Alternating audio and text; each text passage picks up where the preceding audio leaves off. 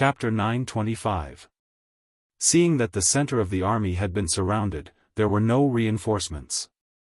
Hun Sen cursed inwardly as he retreated with his soldiers. He knew that even before the battle started, he had already lost 3 points in terms of morale. In addition, the news said that the mercenaries liked to attack at night, so he wasn't prepared. As a result, he lost the initiative, and this battle was already a lost cause. Hun Sen quickly made the decision to flee and left the center of the army. If he had remained in the center of the army, it might have taken some effort to find him. However, since he had left the main force, this group of men on horseback was extremely eye-catching. Hun Sen, don't run. When Gao Xiang, the regiment commander of the 4th Division's 1st Regiment, saw the general riding a horse, dressed in bright armor, and saw the large banner with the word Hong on it, he immediately recognized the other party's identity. His eyes were bloodshot as he fiercely fired a volley of bullets forward. Soon after, a few gold-rimmed soldiers who were closer to him were hit and fell to the ground, immediately causing another group of soldiers to kneel and surrender. Bastard! Gao Xiang slapped the machine gun in his hand. He knew that he would not be able to catch up to Hun Sen without a horse to ride. This great merit would fall into the hands of the 1st Cavalry Division. Hun Sen could not outrun a horse. He turned around and saw that the mercenaries had been left behind. He let out a sigh of relief. Although he had lost the battle, he had at least managed to keep his life. He still had a chance to rise again. General, run. There are cavalry chasing after us. Just as Hun Sen felt that he could breathe a sigh of relief, a sharp-eyed soldier beside him called out. He tilted his head and looked in another direction. Sure enough, there were a few hundred warhorses galloping in his direction, closing in on him. Hong Sen immediately felt his blood run cold. He clamped his legs together and lashed his horse with the horsewhip in his hand. Hong Sen sped up again. Chase! That must be a big fish. The 3rd Regiment commander Hu Bo stared at the fleeing Hun Sen with excitement in his eyes. Behind him, there were 2 battalions of 800 warhorses following him like a shadow. The soldiers of the 1st Cavalry Division were not only physically strong, but also had better knife skills than ordinary people. Even their warhorses were faster than other warhorses.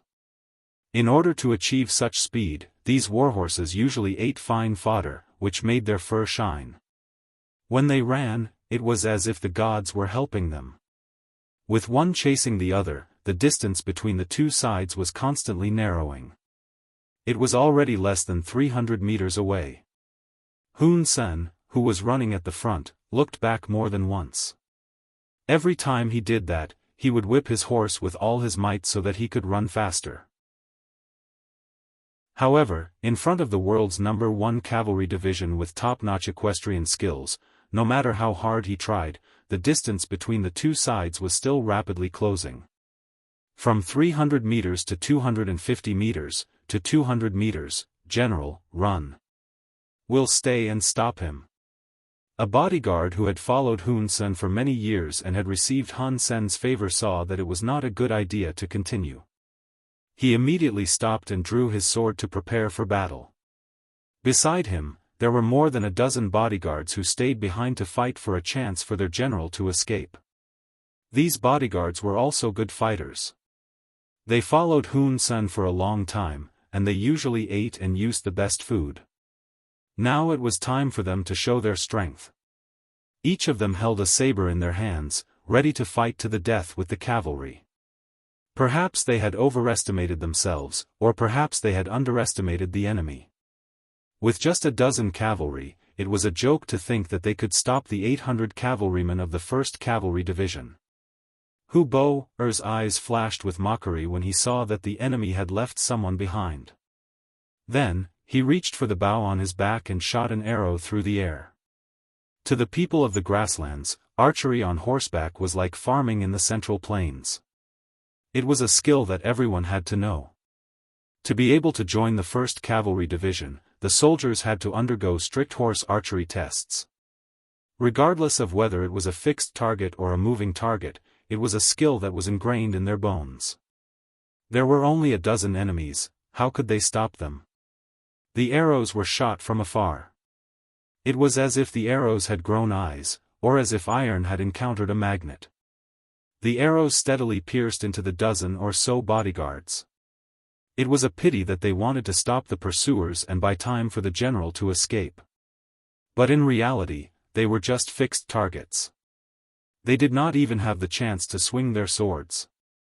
After a round of arrows, they fell to the ground one by one like hedgehogs. Hun Sen, who was turning his head, witnessed the entire scene. He couldn't help but shudder.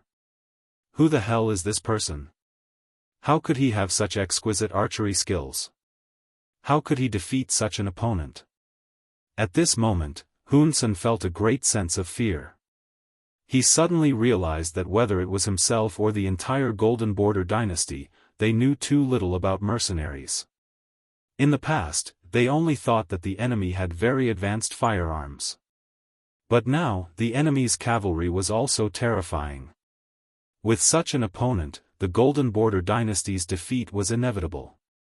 The bodyguards left behind did not play any role in stopping the enemy. The distance between the two sides was still narrowing. Just as the distance between the two sides was getting shorter and shorter, an opportunity appeared in front of Hun Sen again. He found nearly 1,000 infantry troops. They were the rear troops of the 50,000 troops. Because of their excellent position, they escaped as soon as they found the situation was not right. Now, they were caught red-handed by Hun Senator. Of course, Hun Sen did not intend to punish them at this time. These people were born to be good shields and scapegoats. All of you, stop right there and attack the enemies behind you. They don't have as many people as you do. If anyone dares to run again, I will kill them immediately. Hun Sen's survival instincts made him speed up again, and his voice sounded even more anxious. More than 1,000 Golden Border soldiers, who were running away with their heads down, heard Hun Sen's shout. When they looked back and saw that it was their general who was chasing after them, they all showed a gloomy expression. According to the military law of the Golden Border dynasty, escaping from a battle and being defeated in a battle were completely different. It was the difference between life and death. They thought that no one would notice them because the battlefield was in chaos. They could say that they were defeated on the battlefield. Who would know? But now, they were caught red-handed by the general. It was really difficult to explain. What are you looking at? As long as you can block the pursuers for 15 minutes, you will all be meritorious. You can ask me for a reward later. After being a general for so many years, he had already seen through the mentality of the soldiers. He knew what he had to say to make these people work for him. Hun Sen's shout was tantamount to giving these soldiers hope. Since there were more than 1,000 of them, it should not be difficult to block the pursuers for 15 minutes. At that moment, the army of over 1,000 people stopped and opened up a path for Hun Sen to escape with a dozen of his personal guards. Then, they crossed the road, each holding a spear or a long saber, as if they were going to fight the pursuing cavalry. Release the arrows. Seeing that the prey was about to escape, Hu-Bo-Er was not willing to let it go. He took the lead and shot an arrow. The arrow flew out and pierced the chest of a Golden Border soldier. The soldier who was shouting and fighting spirit did not even have a chance to retaliate before he was killed by the arrow. At the same time, more arrows flew out and pierced into the bodies of the gold-rimmed soldiers who were blocking the road ahead. One by one, the soldiers fell to the ground. The power of the arrows was not inferior to the fire of the flintlock. One by one, their comrades died in front of them. Most of them were killed by an arrow. This scene frightened the Golden Border soldiers behind. They thought that they could hold on for a while because of their numbers. Only after fighting did they realize how laughable their thoughts were. Retreat, retreat quickly. A chilly arch mixed in with the soldiers saw how powerful the cavalry was. He knew that they could not stop the enemy with their strength. Forcing them to stay here would only be throwing away innocent lives.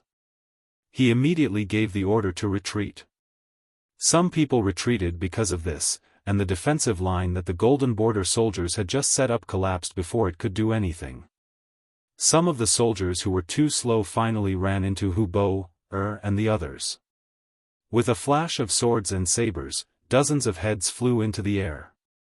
This shocking scene forced many of the Golden Border soldiers to kneel and surrender. Facing the unstoppable 1st Cavalry Division, they were like lambs waiting to be slaughtered, unable to retaliate at all. Hu Bo, did not pay any attention to the kneeling Golden Border soldiers and continued to lead the cavalry forward. They passed by them and continued to chase after their target. General Hun Senator Hun Sen used the thousands of soldiers as a meat shield to fight for a chance of survival. Just as he was about to take a breather, a soldier beside him fell from his horse with a plop. He was so shocked that his whole body trembled. He immediately turned around to take a look. What he saw almost scared his soul out of his body. The cavalry that he had left behind had reappeared, and they were less than an arrow's distance away from him. Ah! Save me! At this moment, Hun Sen was truly scared out of his wits. He did not even think about surrendering. Instead, he instinctively screamed and whipped his horse in a panic, wanting to escape. Hu Bo, did not intend to take Hun Sen's life with his first arrow. Since he was a big fish, he naturally wanted to capture him alive. However, when he saw that Hun Sen was still struggling and trying to escape, he finally gave up the idea of capturing Hun Sen alive. Riding on the horse, he raised his bow and shot at Hun Sen's back. Chapter 926. The sound of something breaking through the air came from behind him. If it was in the past, Hun Sen would have been alerted, but now, he was on the verge of going crazy. His warhorse was galloping furiously, and he could not feel anything. Suddenly, he felt a sharp pain in his back. Following that, he felt his energy being sapped away, and even his gaze became weak. Save! Before he died, Hun Sen did not forget to reach out towards Golden Rim City. Then, with a thud, he fell off his horse. Hun Sen was dead. Hun Sen had died in battle, and his corpse was picked up by Hu Bo, who rushed over and carried on his horse. The army returned victorious. This time, Hu Bo had killed to his heart's content. He once again felt as though he had galloped through the grasslands without being defeated. This was all thanks to the 1st Cavalry Division and Yang Chendong. In this battle, they had killed over 10,000 enemies, captured 30,000, and escaped. With such a result, the combined losses of the Cold Front Division and the 1st Cavalry Division only amounted to less than 100 casualties. Soon after, Yang Chendong arrived and held a celebration. In front of the 8,000 auxiliary soldiers, 8,000 Laotian soldiers, and hundreds of thousands of civilians, he gave a great performance to the 1st Cavalry Division and the 4th Division of Lingfeng. With a wave of his hand, 5 silver carriages were pushed out. These were the rewards he had given to the 2 divisions. After chasing Hun Sen for tens of li, Hu Bo, who had killed Hun Sen, was praised by Yang Chendong. He was awarded a 2nd-class merit medal and a gold medal. He had also become the first knight of the 1st Cavalry Division to receive such an honor. Hu Bo, received the medal from Yang Chendong with tears in his eyes. He then thanked Yang Chendong profusely, starting from how he was a defeated general. For someone of his status, after Tua Buhua's death, it should have been difficult for him to make a name for himself. However, the mercenaries did not care about your past, only your current performance. Hu Bo had a new lease of life, and his deeds quickly spread across the land. At the end of his speech, Hu Bo, even thanked his teacher, Tian Hu. Because it was Tian Hu who had set his eyes on Hun Sen at the very beginning, but he had given the opportunity to chase after the enemy. Just based on this, as a subordinate, he was convinced. At the same time, this incident also demonstrated Tian Hu's general demeanor. A truly qualified general should be like Tian Hu, knowing how to give credit to his subordinates. In this way, he could also receive the gratitude and loyalty of his subordinates at the same time. The silver was distributed on the spot and delivered to the hands of every meritorious soldier. This scene was seen clearly by others. At this moment, not only the auxiliary soldiers and the Lao army were envious, but also many young men of the Golden Border dynasty who were mixed among the civilians were envious. From what Hu Bo had said, they knew that this was a defeated general who had lost many times. If such a person could be put in an important position, what did they lack? As long as he was willing to work hard, wouldn't he still have a chance? At this moment, many people began to ask if the mercenaries were still recruiting, and expressed their desire to join. When Beta Persei heard about this, he immediately reported to Yang Chendong, and then said with a look of admiration, "Young master, you're amazing. You defeated their country, but not only do they not hate you, they even want to join the army and serve you. That's because I can give them something that the Golden Border dynasty could not." Beta Persei, remember, the people are always like this. Whoever treats them well, they will get close to that person. They don't have a long history and culture, so they don't have a strong sense of nationality. As long as we can ensure that they have a good life in the future, they will not be enemies with us. Instead, they will be used by us. Yang Chendong said emotionally. For a moment, he thought about the Japanese attack on China during World War II. At that time, it was not only China that was attacked, but many nearby countries were attacked as well. However, it was proven that only the people of China continued to resist, while the surrounding countries submitted as soon as they were conquered. This was the foundation of the Han people. Because they had a long history and had too many things to be proud of, they were destined to not allow the other races to be above them. This was the pride of the Han people, and also Yang Chendong's pride. What he needed to do next was to continue this pride and make it even more glorious. Let's go. Leave this place for the auxiliary soldiers and the people to clean up. The main force will head to Baromian City. With a wave of his hand, they began to move forward again. In Golden Border City, the news of Hun Sen's defeat and death spread like an earthquake, causing great damage and destruction to the capital. Some of the people who were originally in favor of war began to waver, and some of the people who were in favor of peace began to gain the upper hand. After several battles, the Golden Border dynasty's 50,000 navy was destroyed, and most of them were captured. The army lost 150,000 soldiers, and the rest, except for the 100,000 soldiers who were resisting the mercenary navy in the south, had only 60,000 soldiers left in the capital. This strength was not enough to defend the capital. At this moment, the Golden Border dynasty fell into an unprecedented crisis.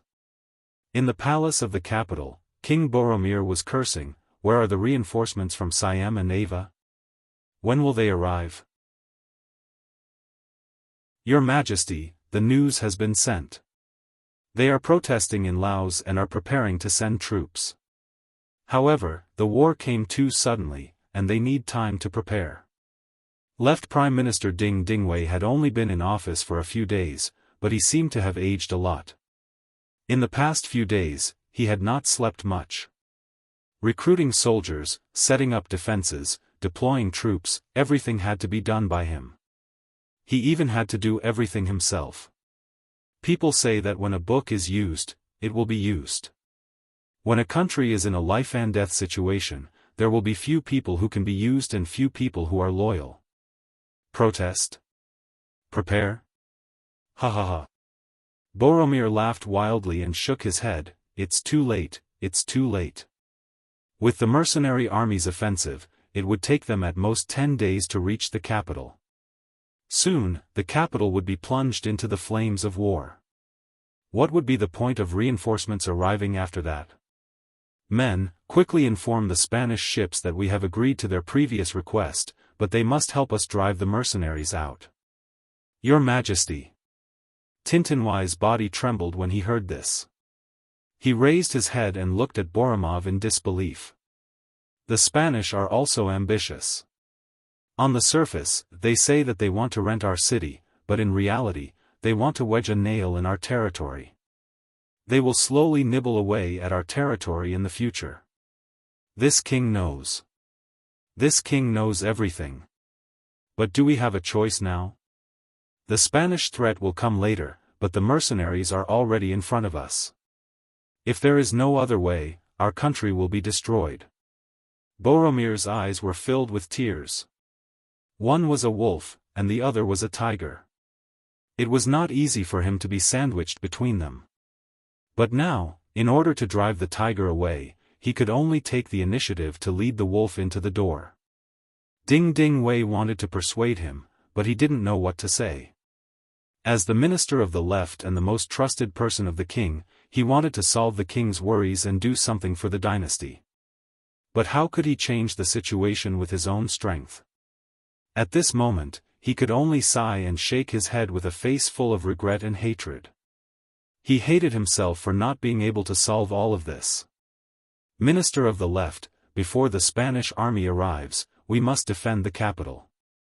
This is our last trump card. Boromir said as if he was exhausted. Yes. Ding Ding Wei nodded. This time, the loss of the Gilded Dynasty was too great. If they could withstand this ordeal, the next step would be to work hard, reform vigorously, and develop business and military. In any case, they had to find ways to be strong. Otherwise, they would be beaten if they fell behind. The carrier pigeon flew out of the palace and went straight to the hands of Kamoy, the envoy of the dynasty who had been staying in the Spanish warship. Looking at the imperial edict written by the king, Kamoy's face showed a painful expression. Then, he quickly sorted out his thoughts and adjusted himself to the best state. He strode toward the main cabin of the warship not far away. Miguel, the special envoy and naval general appointed by King Juan II of Spain, was chatting with Vice Admiral Cruz in the cabin. The content of their conversation was naturally the current situation. At this time, the Kingdom of Spain and the Kingdom of Portugal were Western powers. There were no hegemonic countries such as the United States, so they represented hegemony. Although the future Queen Isabel was only 3 years old and it was impossible for her to marry Fernando, the Prince of Aragon, and the two kingdoms of Castile and Aragon had yet to be united through marriage, Spain was already very powerful and prosperous at this time. Just like Portugal, they followed the mercenary ships across the Pacific Ocean and came to the Eastern world. They discovered civilized human beings here decades ago, and at the same time, their ambitions began to be exposed. As a special envoy, General Miguel soon became addicted to the Eastern world after discovering it. He found that the silk, porcelain, tea, and so on here were all things that the Western world did not have and were in short supply. He found that there were too many novel things here, various goods in the Crimson City. He found that the weapons here were very backward, and they were still swords from the cold weapon era. They were far inferior to the guns and cannons they used now. After discovering too many things, his selfishness also became inflated. The idea of wanting to use good things for himself was suddenly born. His eyes naturally fell on the weak dynasty of gold. Through understanding, Miguel found that although the strength of the countries in the Eastern world was average, they had a large population. It was almost impossible to dominate with the 20 warships and 2,000 soldiers he brought. If he wanted to gain a foothold here, the first step was to occupy a place and use it to slowly expand and develop.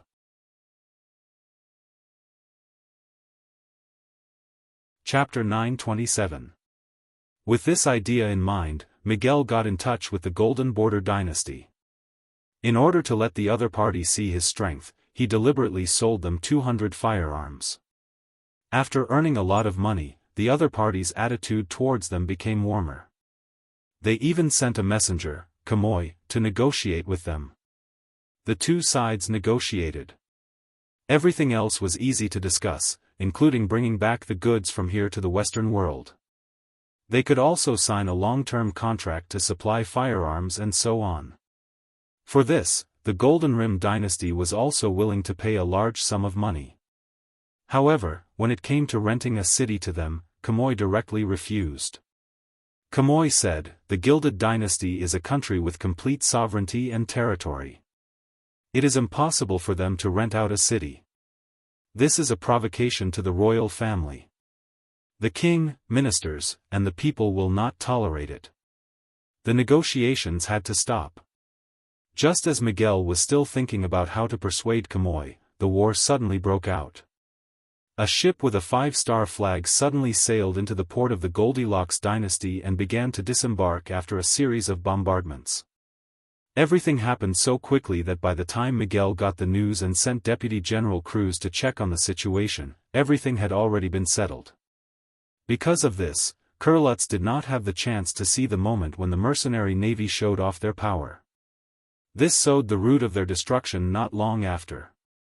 The port of the Golden Border dynasty was opened by the mercenary military force, so there was no need for peace talks.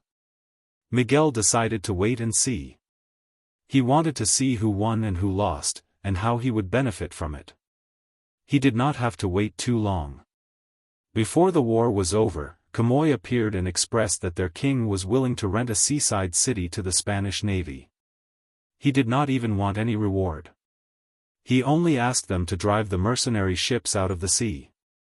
In the previous negotiations, Special Envoy Miguel bragged more than once about how powerful their navy is, how terrifying the power of their artillery is, and so on. In short, they described themselves as invincible in the world. Kamoy came with the intention of King Boromir, which made Envoy Miguel very happy. However, he didn't agree immediately because in his eyes, mercenaries were a better partner. The other party had more novel goods. Now that the Golden Rim dynasty was in danger and was about to be occupied by the mercenaries, why not have a good talk with the mercenaries? In such a sensitive period, he might get more benefits. He only said that he needed to think about it and sent Kamoy away. Then, Envoy Miguel called his deputy general, Cruz, and asked him to talk to the mercenaries on his behalf. However, this time, the cities they rented had increased from 1 to 3. Miguel's learning ability was very strong. During this period of time, he learned that Eastern businessmen always liked to bargain when talking about things. Sometimes, the asking price might be a frightening amount, but the real transaction price would be very low. When he first came here, he had suffered a lot because of this. Now that he had experience, he wanted 3 cities. In his opinion, even if he couldn't reach an agreement, he could still negotiate. At least 2 cities shouldn't be a problem.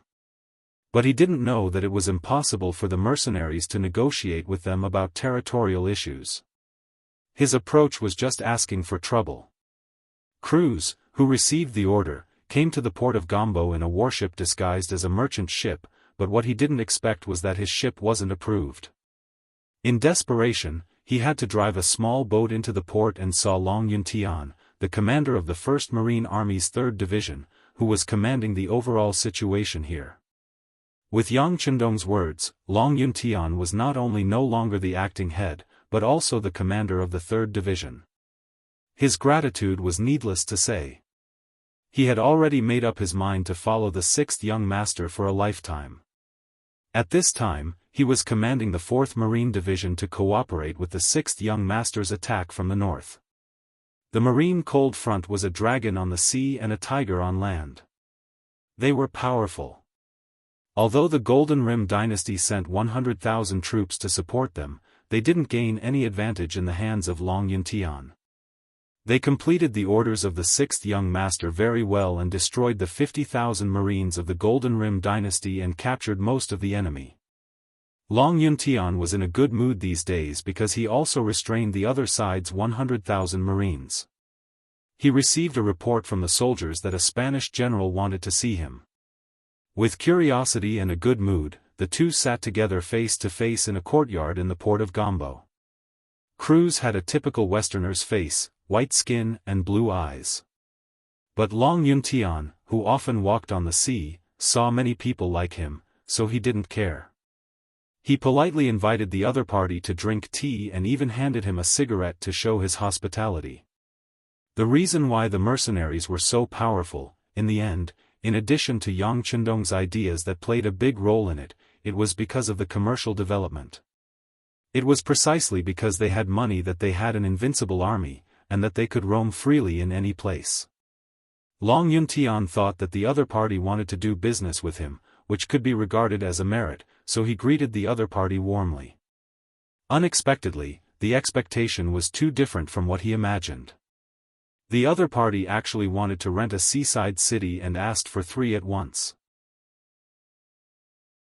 He also deliberately pointed out that the mercenaries and the Golden Rim Dynasty were in a stalemate and the Golden Rim Dynasty had agreed to their request to rent a city. The indirect meaning was very obvious. The Golden Rim Dynasty agreed. If the mercenaries didn't agree, then the next course of action for the Spanish warships was very clear. Damn, only 20 warships and they are so arrogant. They don't want to live. After hearing the other party's request, Long Yuntian's face showed an angry look. The translator sent by the First Red Nest Academy didn't speak. He knew that some words couldn't be translated casually. What did he say? Cruz looked at the translator puzzled. Although he didn't understand Chinese, he could see that Long Yuntian's expression seemed to be a bit wrong and his mood seemed to be a little bad. Division Commander Long said that he can't decide on this matter and needs to ask for instructions from above. The translator had no choice but to find an excuse with a smile. Well, then we'll wait for you to make a decision, but please hurry up. Our warships are parked not far away. As long as you agree, we can immediately provide artillery support to help you repel the soldiers of the Golden Rim Dynasty. Cruz said proudly. At this moment, it was as if he could dominate the battle with a single move. Okay. The interpreter nodded with a smile, then conveyed Kurlut's message to Long Yuntian. At the end, he added some words of his own. Commander Long, you should ask the Dean before making a decision on this matter. Well, yes, ask the 6th young master. Long Yuntian nodded and agreed. He asked the translator to arrange a place for Cruz to rest. He went to the telegraph room and reported what happened here. The telegram was quickly sent to Yang Chendong. After reading it, his face was as calm as water, but the movements of his hands had completely exposed his thoughts. The telegram was tightly clenched into a ball by his right hand. Beta Persei, telegram. Beta Persei, who rarely saw the 6th young master angry, immediately took out his pen and paper.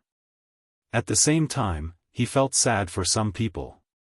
Although he didn't know what the telegram was about, provoking the young master was no different from provoking the King of Hell. The telegram was sent out and quickly reached Long Yuntian's hands.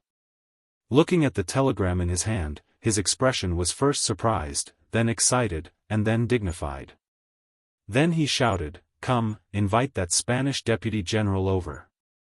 3 hours later, Deputy General Cruz reappeared on the Spanish warship and reported the whole negotiation to the envoy Miguel. Oh? Did they agree? Miguel's face revealed a hint of surprise. Yes, General. Not only did they agree, but they also fully satisfied our requirements.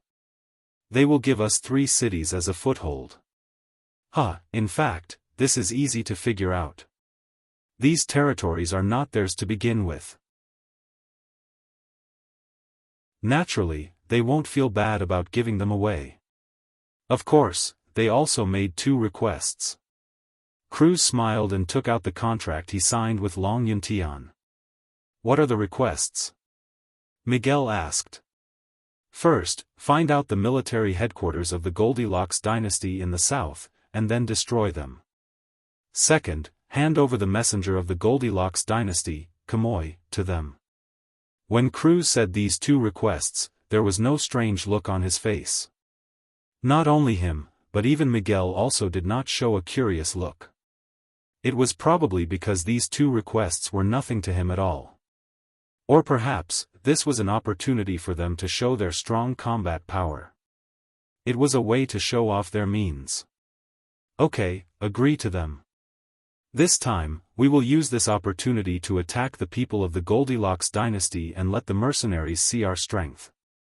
In this way, let's see if they dare to be dishonest when dealing with us in the future. Yes, General. Should I invite Kamoy over?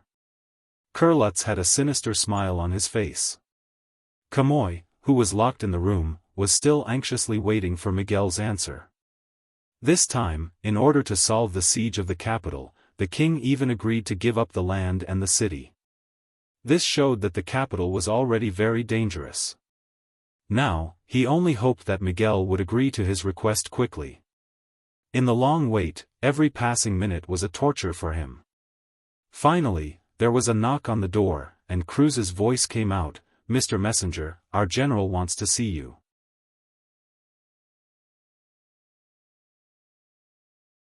Chapter 928. Kamoy met Miguel again as he wished, and then got a very satisfactory result. The other party agreed to the deal and proposed to meet with their commanding general to discuss how to deal with the mercenaries.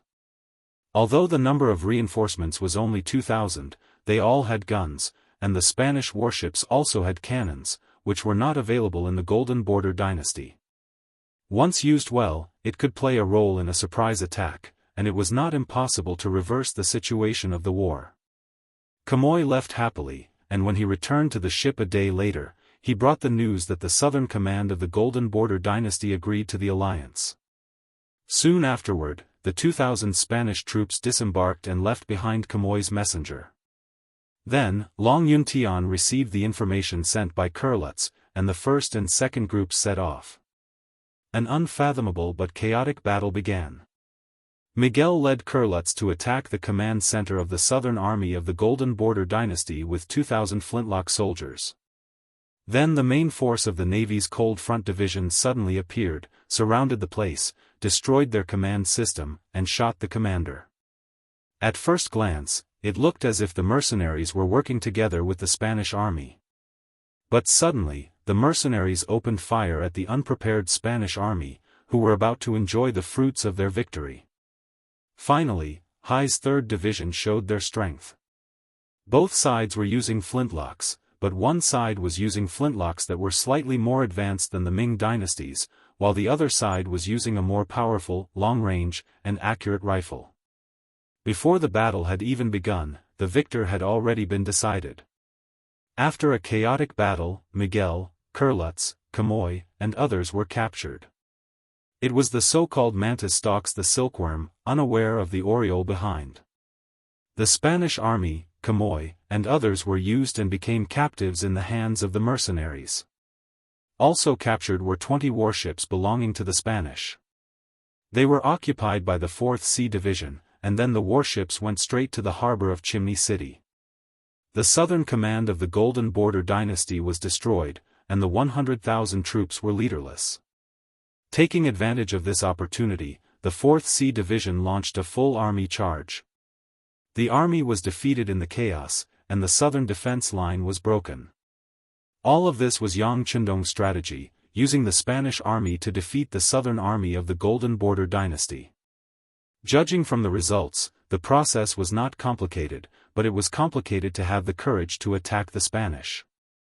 In other people's eyes, they definitely wouldn't act rashly without knowing the details. However, in Yang Chendong's eyes, all of this was nothing. First, he made use of the other party's belief in the contract to make them fight for him. After that, he immediately sent out troops to encircle and annihilate them. Now, it seemed that the plan was well thought out, and the result was successful. As for whether Spain would send people to cause trouble for him in the future? Sorry, even if they didn't come looking for trouble, Yang Chendong would still fight them. To him, it was only a matter of time.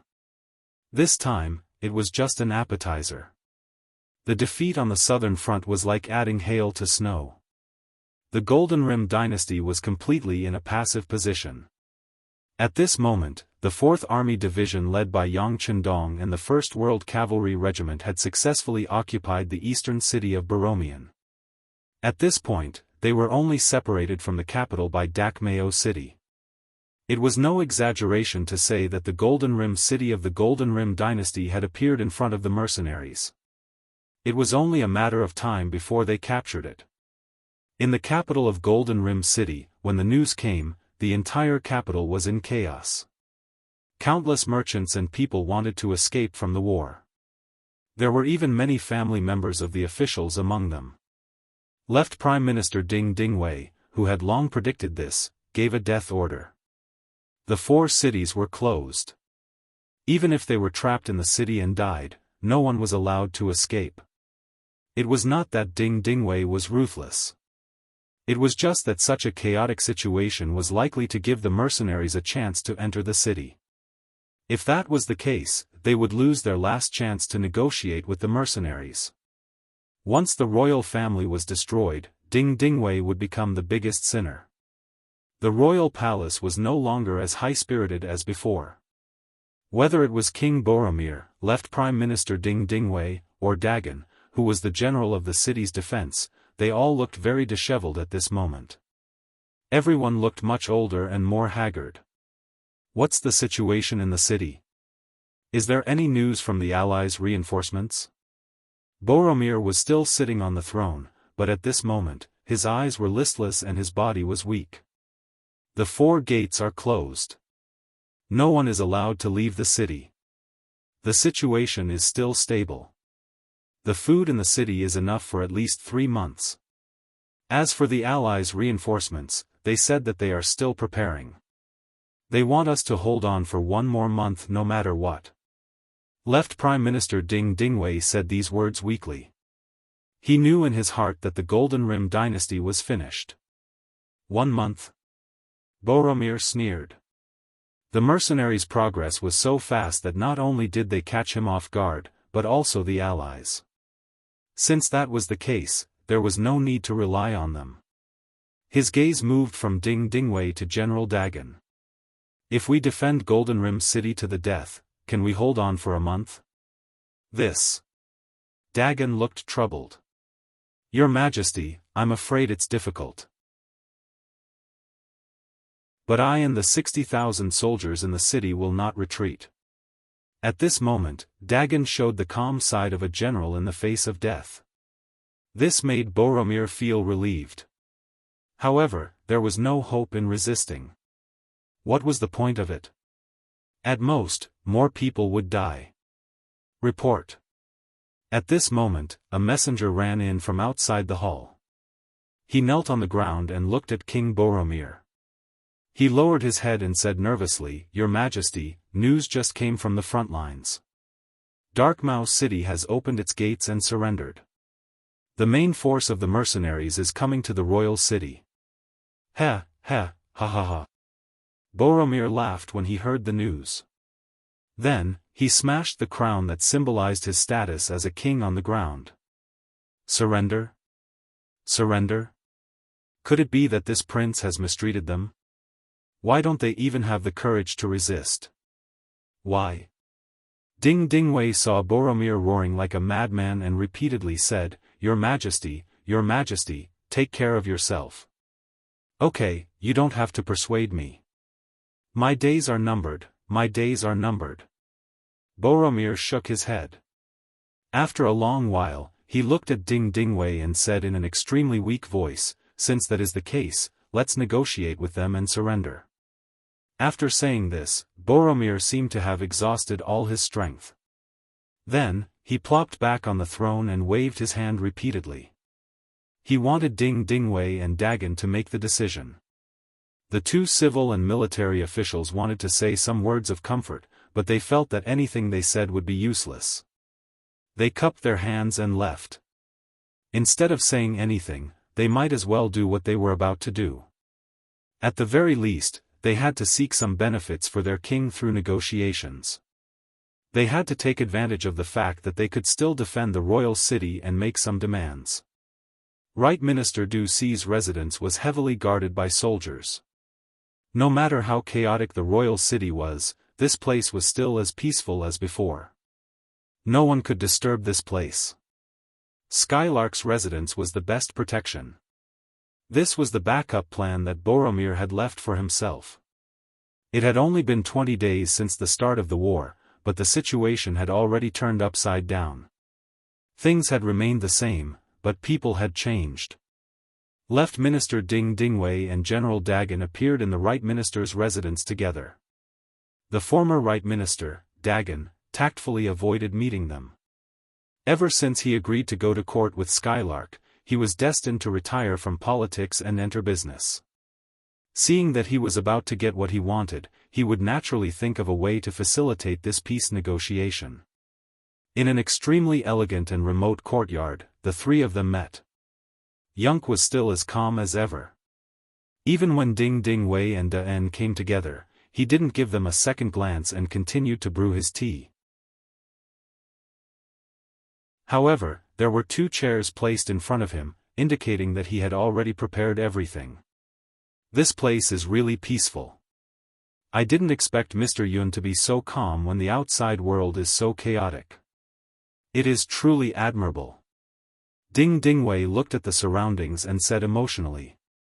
Don't worry, King Boromir can also live such a peaceful life in the future. As long as he doesn't want to, he can refuse to see any guests. At this moment, the tea was ready. Skylark poured a cup for each of the guests and pointed to the chairs in front of him. Thank you. Ding Dingwei and Dagan looked at each other and sat down together. The negotiation officially began.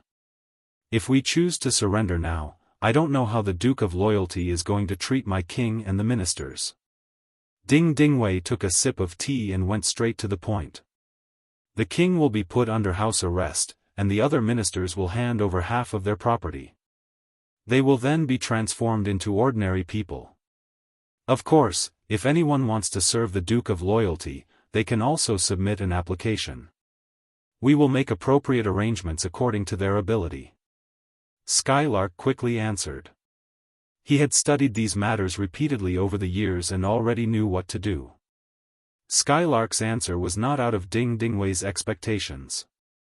As far as he knew, the king of Jianghu and the king of Lansang Kingdom were also treated the same way. However, he didn't expect it to be the Golden Bian dynasty's turn so soon.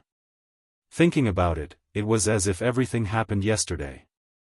Although he knew that things should be done this way, since it was a peace negotiation, of course, he had to strive for more conditions that were beneficial to him. Ding Dingwei immediately said, I still have 60,000 soldiers in the capital, and I still have the ability to fight. My king is not a defeated king. It seems a bit unreasonable to still have the same conditions. Oh? You still have 60,000 soldiers? Skylark seemed to be interested and raised his head.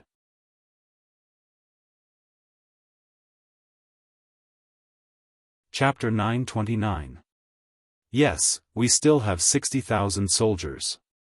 They are all elites, and they can fight against many on the battlefield. We are really. General Dagan wanted to continue his introduction. Unexpectedly, Skylark opened her mouth and said, they're just chickens and dogs. If you're not convinced, you can fight. The mercenaries can easily destroy them with less than 10,000 men. Do you believe me? Skylark's calm aura changed as his gaze landed on Dagan's body, becoming a little sharper. Dagan, who was being stared at, wanted to say no and shake his head. However, he knew that the people were in chaos and the morale of the army was low. The so-called 60,000 soldiers were just a number. If they really faced the mercenaries, they would definitely lose. Ding Dingwei sighed in his heart. He knew that his idea of using the army as a bargaining chip had failed. He also knew that they were meat on the chopping block. They had lost the right to speak and the right to make conditions. Yuan seemed to have noticed that Ding Dingwei was past his prime. He took out a telegram and placed it on the table. As the general of Chuanlong City, Hamo should have defended the city to the death and waited for reinforcements. However, not only did he not do so, he did not protect the people under his rule. Instead, he set his horse on fire, causing tens of thousands of people in the city to be injured and killed. Not only that, you even put the blame on the mercenaries. Now that Hamo has been captured, he has told the truth. Soon, the truth will be revealed to the world. As an envoy, Hamo did not refuse the unreasonable request made by the Spanish army. Instead, he agreed to cede a city in exchange for benefits and asked them to send troops to deal with the mercenaries. This is clearly an act of dividing the country. He is a sinner of the Golden Border Dynasty. Now that he has been captured by the mercenaries, he has confessed everything he has done. Both of you, martial artists, do not think about war, and scholars do not think about remonstrances. Do you think there is any hope for the Golden Border Dynasty even if it survives? Since he could no longer display his brilliance in Boromov's hands, it would be better for him to hand over his power and let us, the Duke of Faithfulness, change them. Just like Laos and Vietnam, the government is now harmonious, the economy is developing rapidly, and the people are living the life they want. Isn't that good? Isn't that what a subject wants to see? Skylark pointed at two things and spoke in a strict tone, forcing Ding Ding Wei and Da-en to lower their heads involuntarily. Yes, there were indeed a lot of internal problems in the Golden Bien dynasty. To solve this problem, it was not just a matter of money, but a fundamental change was needed. This could only be done by mercenaries. Facts also proved that in the areas they ruled, the lives of the people were indeed higher than other forces. Otherwise, there would not be people of the Golden Border dynasty who had escaped, and the Golden Border army would not have sealed the border, which eventually led to the end of the war. King Boromir was a despicable person. Even now, the silver in the treasury had not been touched. The recruitment of new soldiers was only halfway done. Who could say that the current state of the Gilded Dynasty was not caused by this king? The two civil and military officials lowered their heads at this moment, speechless. They really did not know what to say. On the other hand, Skylark's stern expression disappeared in an instant. She regained her calm expression and said, "The Duke of Loyalty has already sent an order. Boromir must step down and leave this place. He must rush to another place where he is under house arrest. Of course, his safety is guaranteed. Not only that, but the two of you, as loyal subjects, have a chance to see him once a year. It can be regarded as doing your duty as a subject. Oh, by the way, to do this, the two of you must stay and continue to do something for the Golden Bien dynasty. Otherwise, you will not have such qualifications." Stay? Both Ding Ding Wei and Da-en were stunned. They did not understand what Skylark meant. Yes, stay. This is the Duke of Loyalty's order. Now that the Golden Bien dynasty has been established, there are many things to be done. The two of you know the situation here better. Recently, your performance has also proved your ability and your character. The Duke of Loyalty admires this very much, so he asked you to stay. In the future, the Golden Bien dynasty will no longer exist, and it will be renamed Cambodia Province. Da-en will be the garrison general here, responsible for the reconstruction of the army and the security of the province. Ding Ding Wei will be the deputy governor, responsible for the people's livelihood and economic development here. When it came to Ding Ding Wei, Yunk's face showed a trace of envy and said, "The position of deputy governor is already very high. It's not even lower than your current position of left prime minister. This shows how much importance the Duke of Loyalty values you." Skylark's sudden words were indeed beyond the two's expectations. They only wanted to be loyal to King Boromir, who had given them a lot of kindness. They did not expect to be chosen by the Duke of Loyalty. For a moment, they did not know how to answer. However, Ding Ding Wei was accustomed to storms and waves. After a moment of hesitation, he replied, "What if we don't agree? The Duke of Loyalty will not force anyone. If the two of you do not agree, you can enjoy the same treatment as the other ministers. However, I still suggest that the two of you stay. After all, we have persevered until now not only because of Boromir, but also because of the people and the army." The Duke of Loyalty said that as long as the two of you stay, there will be no problem with the funds. As long as the expenses are reasonable, he will approve. Not only that, but the treasury left behind by Boromir will also be left in Cambodia Province. After the war, there are many things waiting to be done. The people are in a terrible situation. If we want their standard of living to catch up, or even catch up with Laos and Vietnam, we will need to invest a lot of money. This is a good opportunity. I personally think that only the two of you understand the situation here. With the two of you, the people here will suffer less, and they will not be bullied. If it was someone else, everything would be different. Although Yuan said that Yang Chendong would not force anyone, what he meant was that they should stay and ask them in the name of the people. This was Yang Chendong's intention. History had proven that the method of controlling the barbarians with the barbarians was effective. Since that was the case, why should he give up what was near and seek what was far away? He only needed to arrange the position of a provincial governor to oversee the overall situation. As for the other cadres, he still needed to keep some of the old ministers.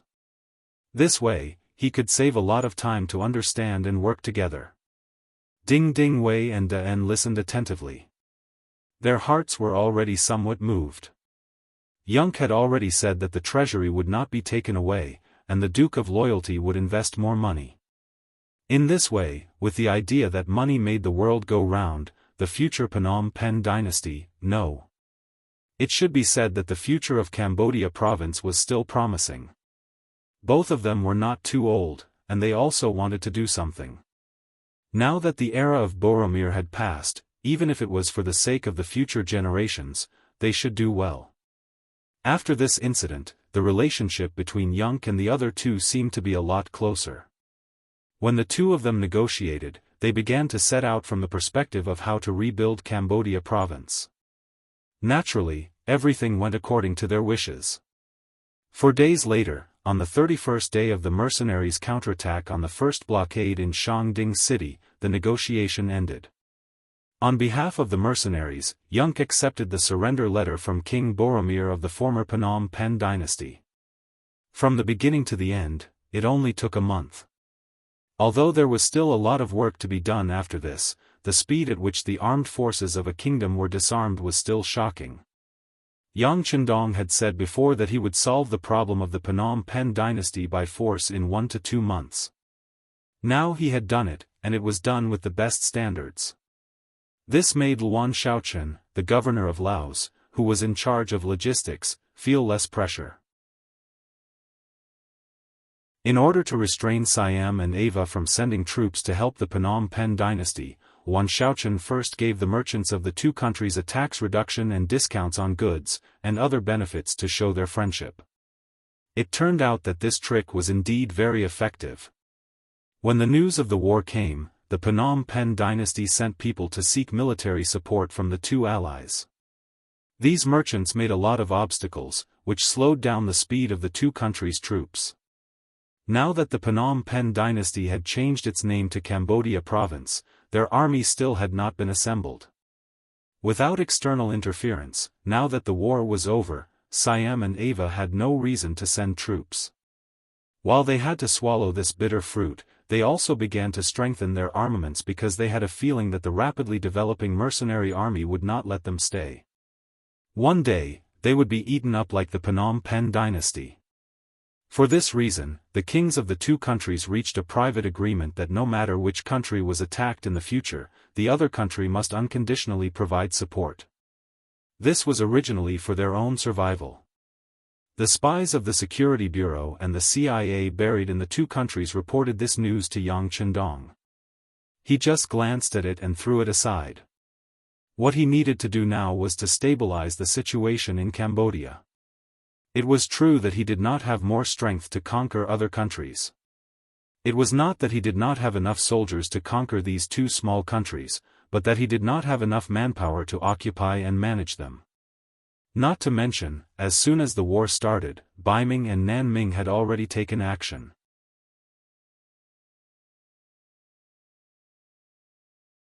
Chapter 930. As more and more Han people entered the grassland's first city, and these Han people were sent there after being trained in Chichen City, the spies of the northern and southern Ming went there one after another, using various means to extract information from these people. Yang Chendong was the leader of the mercenaries, and the fact that Xi'an City was his headquarters was basically known to the whole world. This time, Yang Chendong took the initiative to attack the Phnom Penh dynasty, which made the northern and southern Ming feel a strong sense of crisis, so they also learned from him and took the initiative to start the expansion journey. For example, the southern Ming took the initiative to send an army to approach the sphere of influence of the king of Minzhuang. Baiming also began to mobilize an army to rush to Datong Mansion and Xian Mansion. They wanted to launch a pincer attack on the Walla leader Yes Hen in the Hetao area. The situation suddenly became tense because of this. Yang Chendong also ordered the commander of Tiger's Man in the first city to keep an eye on Baiming's every move. Once they found out that they had bad intentions, they should not be soft-hearted or afraid. When the enemy attacked, they just had to deal with them properly. While the first city was ready to defend, Yang Chendong also sent a telegram to the general of Yunnan province, Hong Jin, to send troops to Liangshan. He wanted to show his presence in front of the forces of Baiming and the king of Minzhuang, and also indirectly warn both sides to be careful of his existence as a fisherman. In terms of original intention, Yang Chendong did not want to see the southern Ming unify the south. A strong and complete southern Ming was not what Yang Chendong wanted to see now. What he wanted to see was a serious internal friction in the southern Ming, which would play a better role in promoting his presence there in the future. No matter how chaotic the situation outside was, Yang Chendong's eyes were still on the newly established Cambodia province. When the capital, Phnom Penh City, also opened its door and surrendered, and King Boromir was secretly sent to Xi'an City, the previously prepared 340,000 people also went down the Mekong River. Among the 340,000 people, there were Han people in Xi'an City, Mongols in the first city, and foreigners in Laos and Yunnan province. Yang Chendong adopted the method of mixing sand to reduce the proportion of the original residents. However, in the face of Cambodia, which had a population of 4 million people, a mere 300,000 people could not solve any fundamental problems, which was also what troubled him the most recently. Sun Xiaoguang was one of the cadres that Yu Qian, the governor of Xi'an City, valued highly. When he was less than 40 years old, he was found to have the ability to manage and see the overall situation. He began to be put in an important position and participated in the construction of Xi'an City. This time, when Yang Chendong asked Yu Qian for him, he was entrusted with an important position and became the first governor of Cambodia province. At this time, he was standing in the palace of Phnom Penh City, reporting to Yang Chendong about his work and some of the difficulties he was facing now. Governor Sun, leave a quarter of the palace as my office in the future. You can rebuild the rest of the place into a commercial street. Compared to the special geographical location of Cambodia province, this place will become an important base for the business of the sea route. If it is done well, the business here will be very promising. This can also make this place a place to generate tax. You must seize the opportunity. Looking at Sun Xiaoguang, Yang Chendong gave advice on the local conditions. Yes, sixth young master, Xiaoguang understands. Sun Xiaoguang replied in a deep voice. Although in terms of age, he was much older than Yang Chendong, it did not prevent him from admiring the sixth young master. Perhaps in the entire Xi'an City, there was no one who did not respect the sixth young master who had brought them everything they had today. Compared to Laos and Vietnam province, Cambodia's territory is not very big. It should be easier to manage. I will see your performance. By the way, do you have any difficulties? Feel free to tell me. If I can solve it, I will help you. Yang Chendong spoke again. This time, he met Sun Xiaoguang not only to encourage him in his work, but also to help him solve practical problems. Everything was ready. Logically speaking, Sun Xiaoguang only needed to develop slowly according to the plan. It was only a matter of time before changes and gains were made. However, since he had the opportunity to make a request, he would not miss it. Sixth young master, if it's possible, can you move some of the people here away? You said just now that Cambodia's territory is not very big, but it has a large population. With such a large population base, according to the previous regulations, the land is not enough to be distributed. You can't expect everyone to go into business, right? Although some factories will be built here in the future, it will still take time. During this time, many people will have nothing to do. I am worried that as time goes by. Tell me, how many people do you think it is appropriate to move? Yang Qindong waited for Sun Xiaoguang to report the data. When he opened his mouth, he went straight to the heart of the problem. Half. If you can move half of the population, I can guarantee that everyone here will have something to do. The situation will be completely stable, and the speed of development in the future will be good. Finally, Sun Xiaoguang seized the opportunity and demanded an exorbitant price. He wanted to move 2 million people. 2 million. Yang Qindong did not expect Sun Xiaoguang's request to be so high. However, when he thought that Sun Xiaoguang was doing it for work, he did not refuse. Instead, he quickly nodded and said, "Okay, I will think of a way." Originally, he wanted to bargain, but he did not expect that the sixth young master would agree. Sun Xiaoguang was very happy and nodded repeatedly to express his gratitude. "You don't have to thank me. You are doing this to do a good job. I can find a way to move 2 million people out for you, but you have to remember that once this place is restored to its original state, there will still be outsiders who want to move in. At that time, you are not allowed to talk about conditions and difficulties." Yang Qindong gave a warning in advance.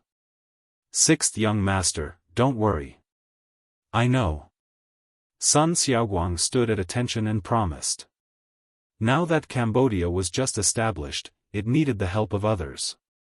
In the future, when they became stronger, they would naturally help other regions. Sun Xiaoguang was very clear about this. Not long after, Sun Xiaoguang left happily, leaving Yang Qindong standing there looking at the map with his brows furrowed. Looking at his current forces, needless to say, Qiqian City was the place where the Han people gathered. People from Cambodia were not qualified to go there, so they could be excluded. Shur City had the smallest population, about 200,000. However, it was not rich in resources, so it was difficult to be self-sufficient. Therefore, he could not send a large number of people there. Vietnamese province already had a population of 3 million. It was not impossible to accommodate more people, but it would only increase the burden there. The same was true for Lao province, which had a population of 3 million. It also needed development, but it could not absorb more people. Since these forces could not do it, he could not throw the 2 million people that Sun Xiaoguang proposed to move into the sea. Wait, see. Yang Qindong's mind flashed an idea in an instant. Then, his eyes fell on the sea. In a few breaths, layers of ideas formed in his mind. Then, he punched the place marked on the map as Luzon Island with a smile in his eyes. In ancient times, Luzon Island was a small country called Luzon. Since the Song and Yuan dynasties, China's merchant ships often came here to trade. China's ancient books called it Little Luzon. There were special articles in the East and Western Studies, and Ming History, foreign biographies. In the third year of the Ming Yongle dynasty, 1405, the eunuch of the Three Guarantees, Zhenghe, led a huge fleet to Luzon. He was appointed as the governor of Luzon by the Yongle emperor. He was in charge of the country's politics, economy, military, and culture. He served for 20 years, 1405 to 1424. During this period, Su spared no effort to promote the Chinese culture. He implemented the rule of Confucianism and benevolence. He spread the advanced technology of agriculture, fishing, industry, and commerce in southern Min. He promoted shipbuilding, textile, pottery, tea, and other industries, making outstanding contributions to the social stability, economic development, and cultural prosperity of Luzon. Today, Luzon Island was still considered one of the vassal states of the Great Ming Dynasty. After the north and south were clearly separated, their strength was greatly reduced. In addition, they had forbidden the sea for many years. They had lost their original deterrence to Luzon Island. Luzon Island had become an isolated place, so why not occupy it for their own use? In fact, in 1450, the Arab merchant said Abu Bakr had already established an Islamic regime in the southern part of Luzon Island. In the future, history would call this place the Philippines. Now they were only building their own forces on the southern island. Once they had a firm foothold, even if they didn't take over Luzon Island, other forces would also be tempted. Since that was the case, why should he be polite? The only thing he needed to worry about was that once the news of occupying Luzon Island spread back to the Ming Dynasty, would it affect the current relationship between the two sides? After all, Luzon Island was not far from the Ming Dynasty. The previous governor was appointed by the Ming Dynasty. If the news of the mercenaries occupying Luzon Island spread back, there would definitely be ministers who would raise doubts and bring trouble. Yang Chendong was not afraid of trouble, but it was always good to avoid trouble. Suddenly, Yang Chendong thought of something and asked Beta Persei, who was standing next to him, "Beta Persei, I remember that we seem to have captured 20 large and medium-sized warships from Spain, right?" "Yes, young master. Those warships are very different from our warships. They have been sent to the shipyard in Cheng City for research." Beta Persei didn't know what was going on, but he still answered truthfully. "Very good. Send a telegram to Commander Gao Xiong immediately. Tell him that I want to see him and ask him to come quickly." Yang Chendong nodded. Learning from each other's strengths to make up for one's weaknesses was what he taught the technicians in Cheng City. They were able to combine it with reality, which made him very pleased. Of course, he was even happier about the great use these 20 warships would bring to him. Beta Persei sent the telegram. 3 days later, Commander Gao Xiong rushed all the way from the sea to the port of Kampot. Then he rode all the way to the palace of Cambodia and saw Yang Chendong.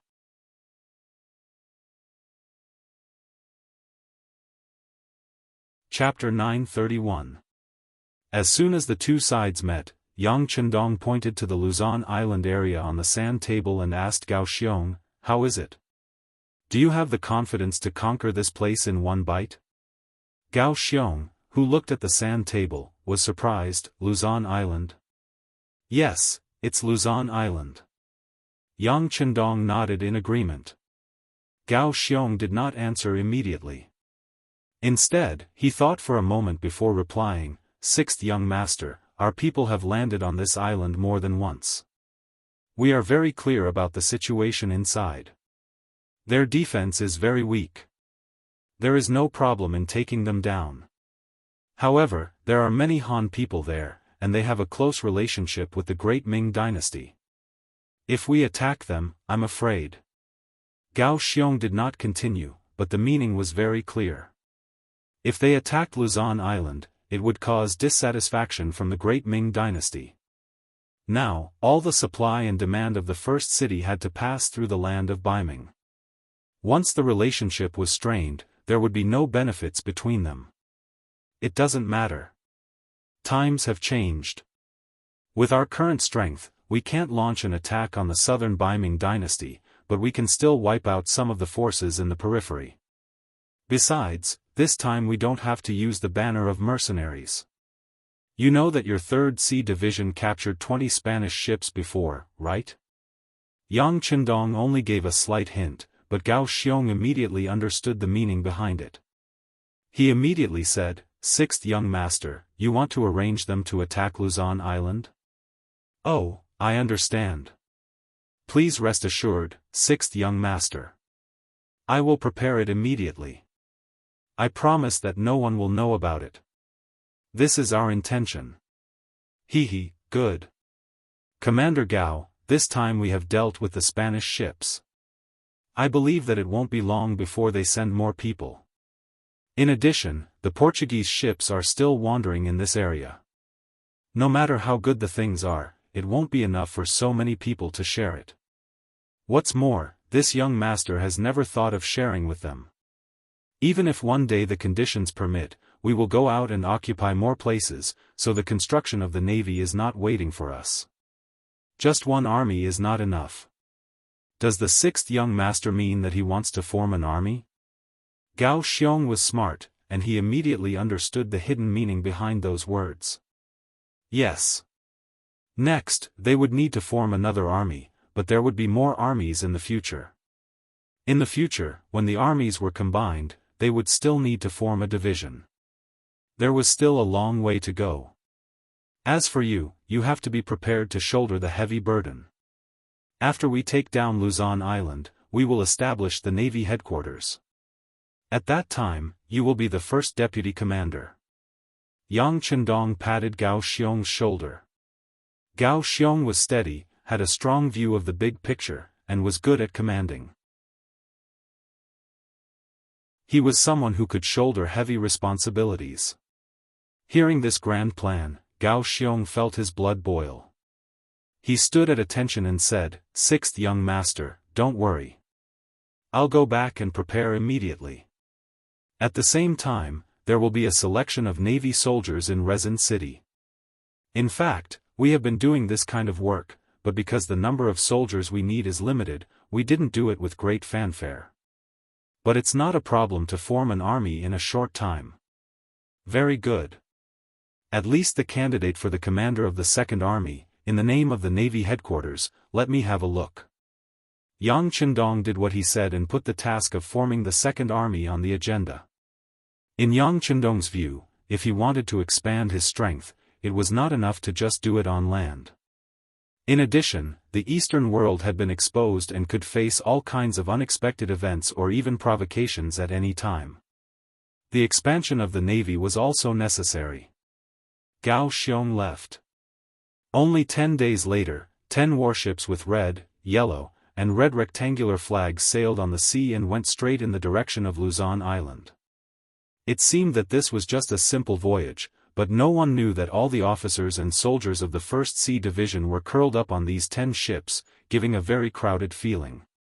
This time, it was the 1st Sea Division that received the task. This was also Gao Xiong's idea. Since the Navy was going to establish a second army, then who would be the commander of the 1st Sea Division? As the commander of the 1st Sea Division and the first deputy commander of the Navy headquarters, of course, he had to express his opinion.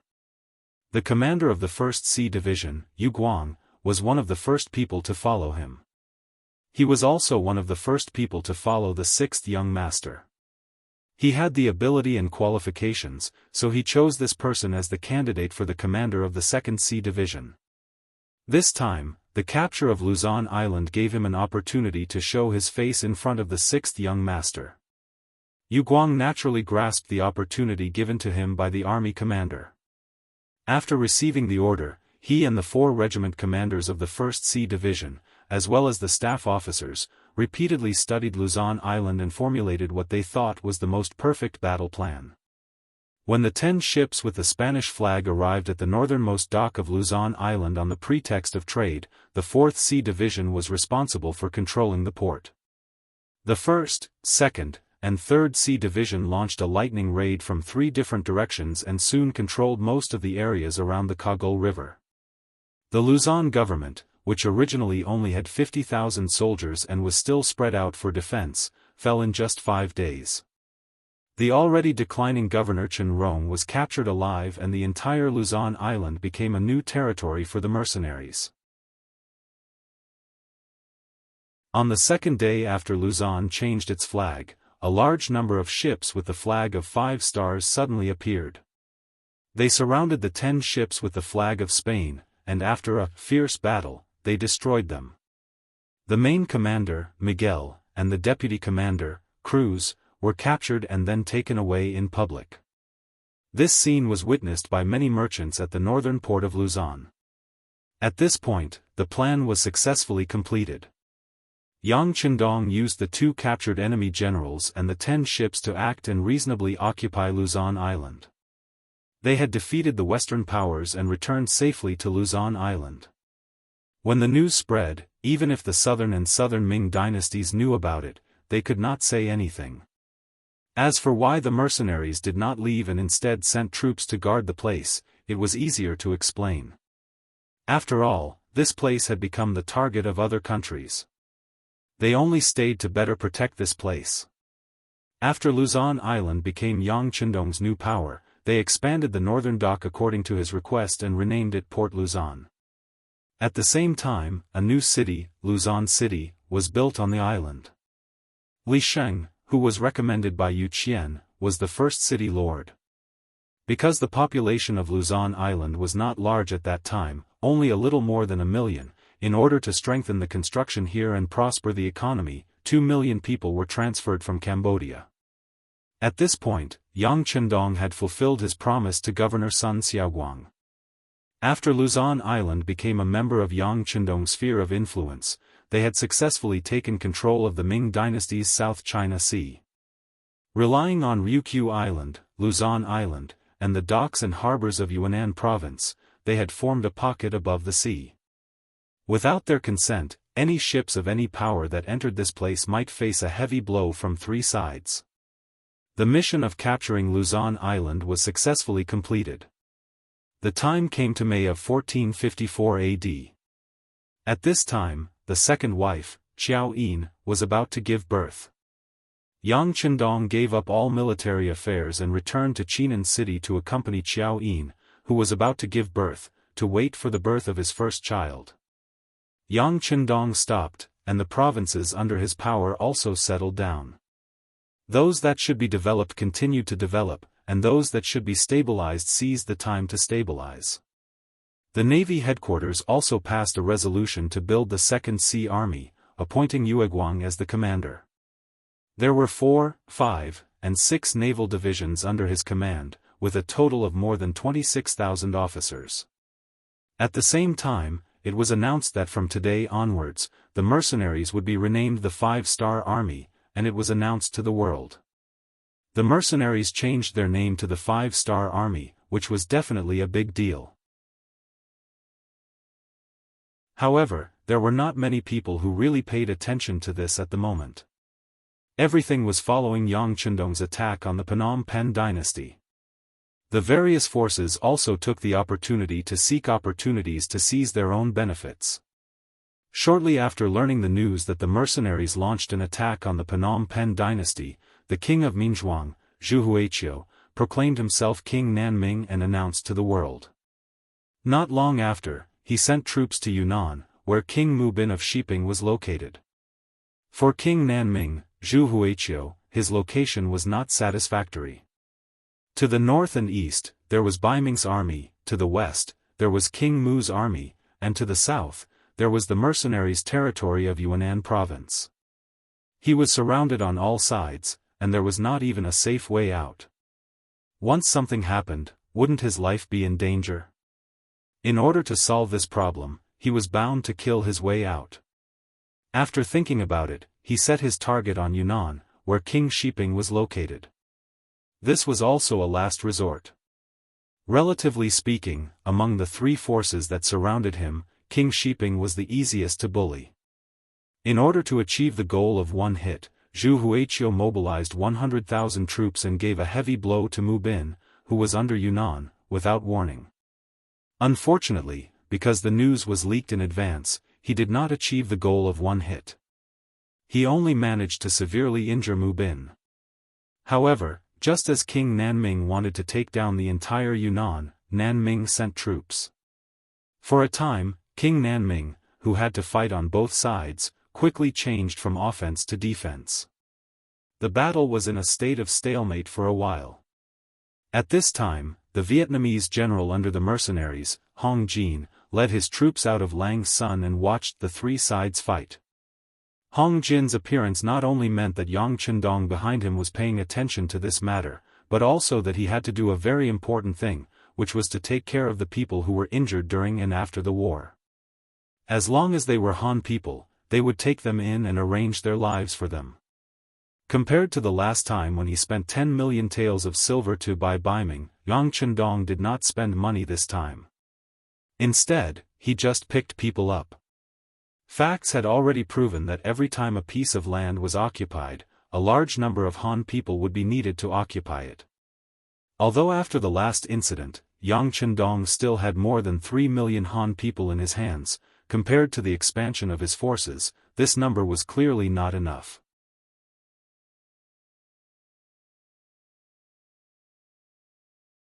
Chapter 932. Restoring the glory of the Han people and bringing them to the top of the world had always been Yang Chendong's life goal that had never changed. In order to achieve this goal, he needed more Han people. He needed to spread them everywhere like seeds. Seeking more Han people to join him in the war was a very good way. The mercenaries began to take in the Han people and arranged for their food, clothing, housing, and transportation. Under the arrangement of the two major intelligence agencies, this matter quickly spread throughout the battlefield. For a time, many Han people who had been affected by the war and had no home to return to seemed to have found the light. They thought of ways to rush to Langshan from where they originally were. They knew that once they could get there, all the problems in front of them would be solved. Their lives would have hope again, and their lives would be guaranteed. The mercenaries' approach quickly attracted the attention of Emperor Nanming, Prince Nanming, and Prince Shiping, who were fighting. When they saw that they were not spending money to buy people, but relying on the war to recruit people, they naturally disagreed wholeheartedly. They tried their best to stop them, and even maliciously spread some rumors that once they reached Langshan, it would be difficult for them to survive. It was better to continue to stay in their hometown. The three forces actually reached an agreement on this matter, and the impact was naturally not small. Some people who originally did not want to leave their hometown naturally chose to stay. However, when the war continued, the people found that they had land but could not farm. When they had money but could not buy food, the thought of leaving arose. However, due to the uncertainty of the government, they began to use various methods. Some sneaked away, some spent money to buy passage from the soldiers. In short, they had to leave this place. They had to leave this place where they could lose their lives at any time in the war. As a result, there would be people rushing from all directions to the entrance of Langshan every day. General Hong Jin had prepared a large amount of food and was waiting for them. As long as these people appeared here, they would be safe. It was equivalent to being protected by him. Since Hong Jin was backed by a powerful mercenary group, none of the three forces dared to provoke him. This place had really become a paradise, a safe place far away from the flames of war. For a time, the number of people under Yang Chendong's influence began to slowly increase. Every few days, General Hong Jin would arrange for soldiers to escort these Han people to the seaside wharf in Yunnan province. Naturally, there would be a naval battle waiting for them there. They would be sent to the safest place, Qiqian City. Zhu Qiyu and Zhu Qizhen of the Ying sect were truly brothers. The southern Ming Empire had already started the war, and the northern Ming Empire was also preparing for war. Dai Zong issued an edict to change the name of the northern Ming Empire's territory to Liaodong. At the same time, he recruited 100,000 cavalrymen from there for the expedition to the west. At the same time, they also bought war horses in Liaodong. They wanted to build a strong cavalry force to the world. However, the number of war horses in the Liaodong region was limited, and many of them had to be purchased from various forces in the grassland. If one were to talk about who was the strongest in the Mongol Empire and who had the most horses, it would undoubtedly be First City. Shicheng was built by Yang Chendong with a lot of effort. In terms of personal effort, it was far more than Qiqian City. For Qiqian City, he only took out a lot of things from the warehouse and put forward some feasible suggestions. It was far from Shicheng, which was built by him alone. Shicheng was the first Siamese city built by Yang Chendong on the grassland. It had political significance and symbolic significance. It was also the economic and cultural center that he built personally. It was a model city. Not only did it have the largest commercial street in the grassland, but it was also the largest vegetable base, grain foundation, and war horse breeding base in the grassland. As early as when the city was being built, Yang Chendong spent a lot of money to buy a lot of stallions at a high price. He also hired many experienced horse breeders to breed and cultivate the war horses. After 2 years, there were finally results. The number of war horses began to increase, and Shicheng became the largest war horse breeding base in the grassland. In fact, the breeding of war horses was not difficult. As long as there were talents and materials, it could be built. Moreover, the climate of the grassland was suitable for the growth of war horses. However, other people could not do this. It was not that they were not determined enough, but that they did not invest enough. Just like when the Tang Empire was established, because they invested enough, the war horses were quickly cultivated, which led to the defeat of the Turks. Now, with strong financial resources and the existence of the mercenary army, there was no need to worry about anyone targeting them. The scale of the war horse breeding base was getting bigger and bigger, so Bai Ming had no choice but to target them. Naturally, even if Bai Ming had such thoughts, he would not dare to openly snatch it. According to the report of the Xian Mansion's chief soldier, Shi Wanshan, the combat strength of the mercenary army in the first city was very strong. Just the combat strength of a new army was daunting. Not to mention, there were more than 20,000 mercenary cavalry in the North Desert City, which was thousands of miles away from the first city. Once there was danger here, the other party would arrive in less than 3 days. If one wanted to snatch it by force, there would be no other result other than asking for trouble. Since they could not rob them, they could only consider spending money to buy them. However, Bai Ming's money was used on the training of millions of new soldiers and the development of guns and cannons. How much money would they have to buy war horses? Moreover, the price of a good war horse was not cheap. It must be said that there were indeed some talents in northern Ming. Soon, there were ministers who proposed to buy horses on credit. For example, they were willing to use the future expenses of the mercenaries to offset the cost. There were also people who proposed to borrow money from the Yang family bank in northern Ming. Since businessmen could take a loan, why couldn't Bai Ming do it? These suggestions made Zhu Qiyu, who was having a headache, overjoyed. He immediately agreed. On one hand, he arranged for Chief Eunuch Ji Ning to negotiate with the person in charge of the Yang family bank in the capital. On the other hand, he sent an urgent message to Deng Chang, who was guarding Xian City, to go to Shicheng City to negotiate. In short, no matter what method was used, as long as they could get the war horses, it would be a great achievement. In Zhu Qiyu's view, he was the emperor of a country. Whatever he wanted, he would definitely get it. However, in front of the mercenary army, this thought was broken. In short, the mercenary army only recognized money and not people. Deng Chang was naturally rebuffed. City Lord Yumian's answer was very simple.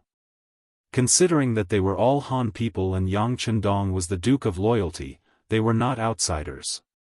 The war horses could be sold to them, but they had to take out enough money. Otherwise, there was nothing to talk about. The Yang family bank was even simpler. You borrowed 5 million taels of silver from us last year and haven't returned a single cent. How can we lend you money now? This was not in line with the development of business and was not allowed. The two sides that had high hopes were both heavily damaged. This result made Zhu Qiyu very depressed and angry. He felt that he had lost face.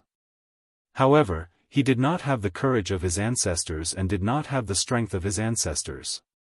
Facing the mercenary army that was not weaker than them, he could not do anything. At this time, the North Korean envoy came to Bai Ming and came to pay tribute like in the past. All of this happened because of this tribute. In 1338 AD, the Goryeo king sent Li Chengue to attack the new, Ergon Dusi region. Li Chengue took the chance to start a coup. In 1392 AD, Li Chengue deposed the Goryeo king and became the king himself. He changed the name of the country to North Korea and set the capital as Hanyang, modern Seoul. The North Korean dynasty promoted Confucianism and rejected Buddhism. adopting the doctrine of the big picture towards the Great Ming, that is, pledging allegiance to the Great Ming. This was one of the reasons why Ming Taizu declared not to conquer the country. North Korea and the Great Ming Dynasty were both non-conquering countries, but North Korea had a closer relationship with the Great Ming Dynasty. This might be due to their geographical location. Since the establishment of North Korea, every king had to be recognized by the Great Ming Dynasty before they could ascend the throne and be regarded as the legitimate ruler. The relationship between the two sides was so good that when North Korea sent an envoy to pay tribute, the Baiming Emperor would give them face and meet him. This time was no different from the past. Zhu Qiyu still wanted to meet the North Korean envoy as usual. The difference was that the envoy this time was not sent by the sixth king of North Korea, Li Hongwa. Instead, it was a subordinate of Li Hongwa's uncle, Lord Shouyang. At this time, North Korea was going through the Guiyu Jing disaster. The so-called Guiyu Jing disaster happened during the reign of Emperor Duanzong of North Korea. It was an incident where Emperor Duanzong's uncle, Lord Shouyang, usurped the throne in a coup. In essence, it was a matter of the North Korean royal family killing each other. The imperial court of the Northern Ming Dynasty had also received news from the secret agents of the embroidered uniform guard that they had sent there. However, considering that this was another country's internal affairs and that the Northern Ming Dynasty had many headaches, they did not pay much attention to it. Perhaps the Baiming imperial court already knew, or perhaps they did not know and did not care. In short, the current situation in North Korea was gradually becoming clear. Li Hongwa's faction had the upper hand. This time, Zheng Linji, who came as a special envoy, was the person Li Hongwa valued the most.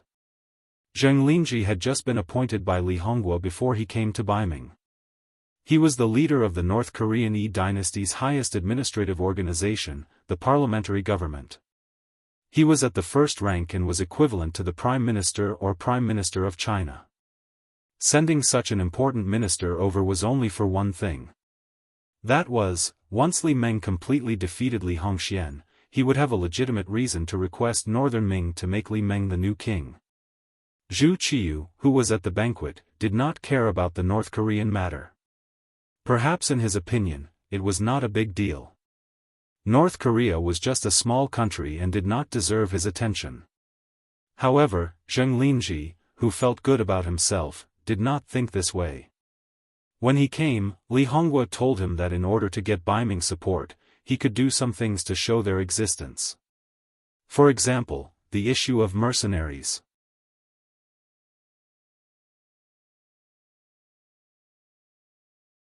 Chapter 933. During the banquet, seeing that Dai Zong and Zhu Qiyu were not in high spirits, and even when they were drinking, Zheng Linji asked in a low voice, "Great Emperor of the Great Ming Dynasty, is there something bothering you? Why don't you tell me, maybe I can help you with some ideas." "You?" Zhu Qiyu raised his head slightly and sneered. He didn't mean to look down on North Korea, but he clearly looked down on North Korea. In his eyes, he never treated North Korea as a dish. If he couldn't solve the problem, what could the other party do? Zheng Linji didn't get angry when he saw Zhu Qiyu's disregard. He knew very well that his identity couldn't enter the other party's eyes. It's just that he came with a mission, so even if he didn't want to talk, he had to. Seeing that Zhu Qiyu didn't intend to speak again, he took the initiative to say, "Great Emperor of the Great Ming Dynasty, I guess that you have a headache because of the warhorse?"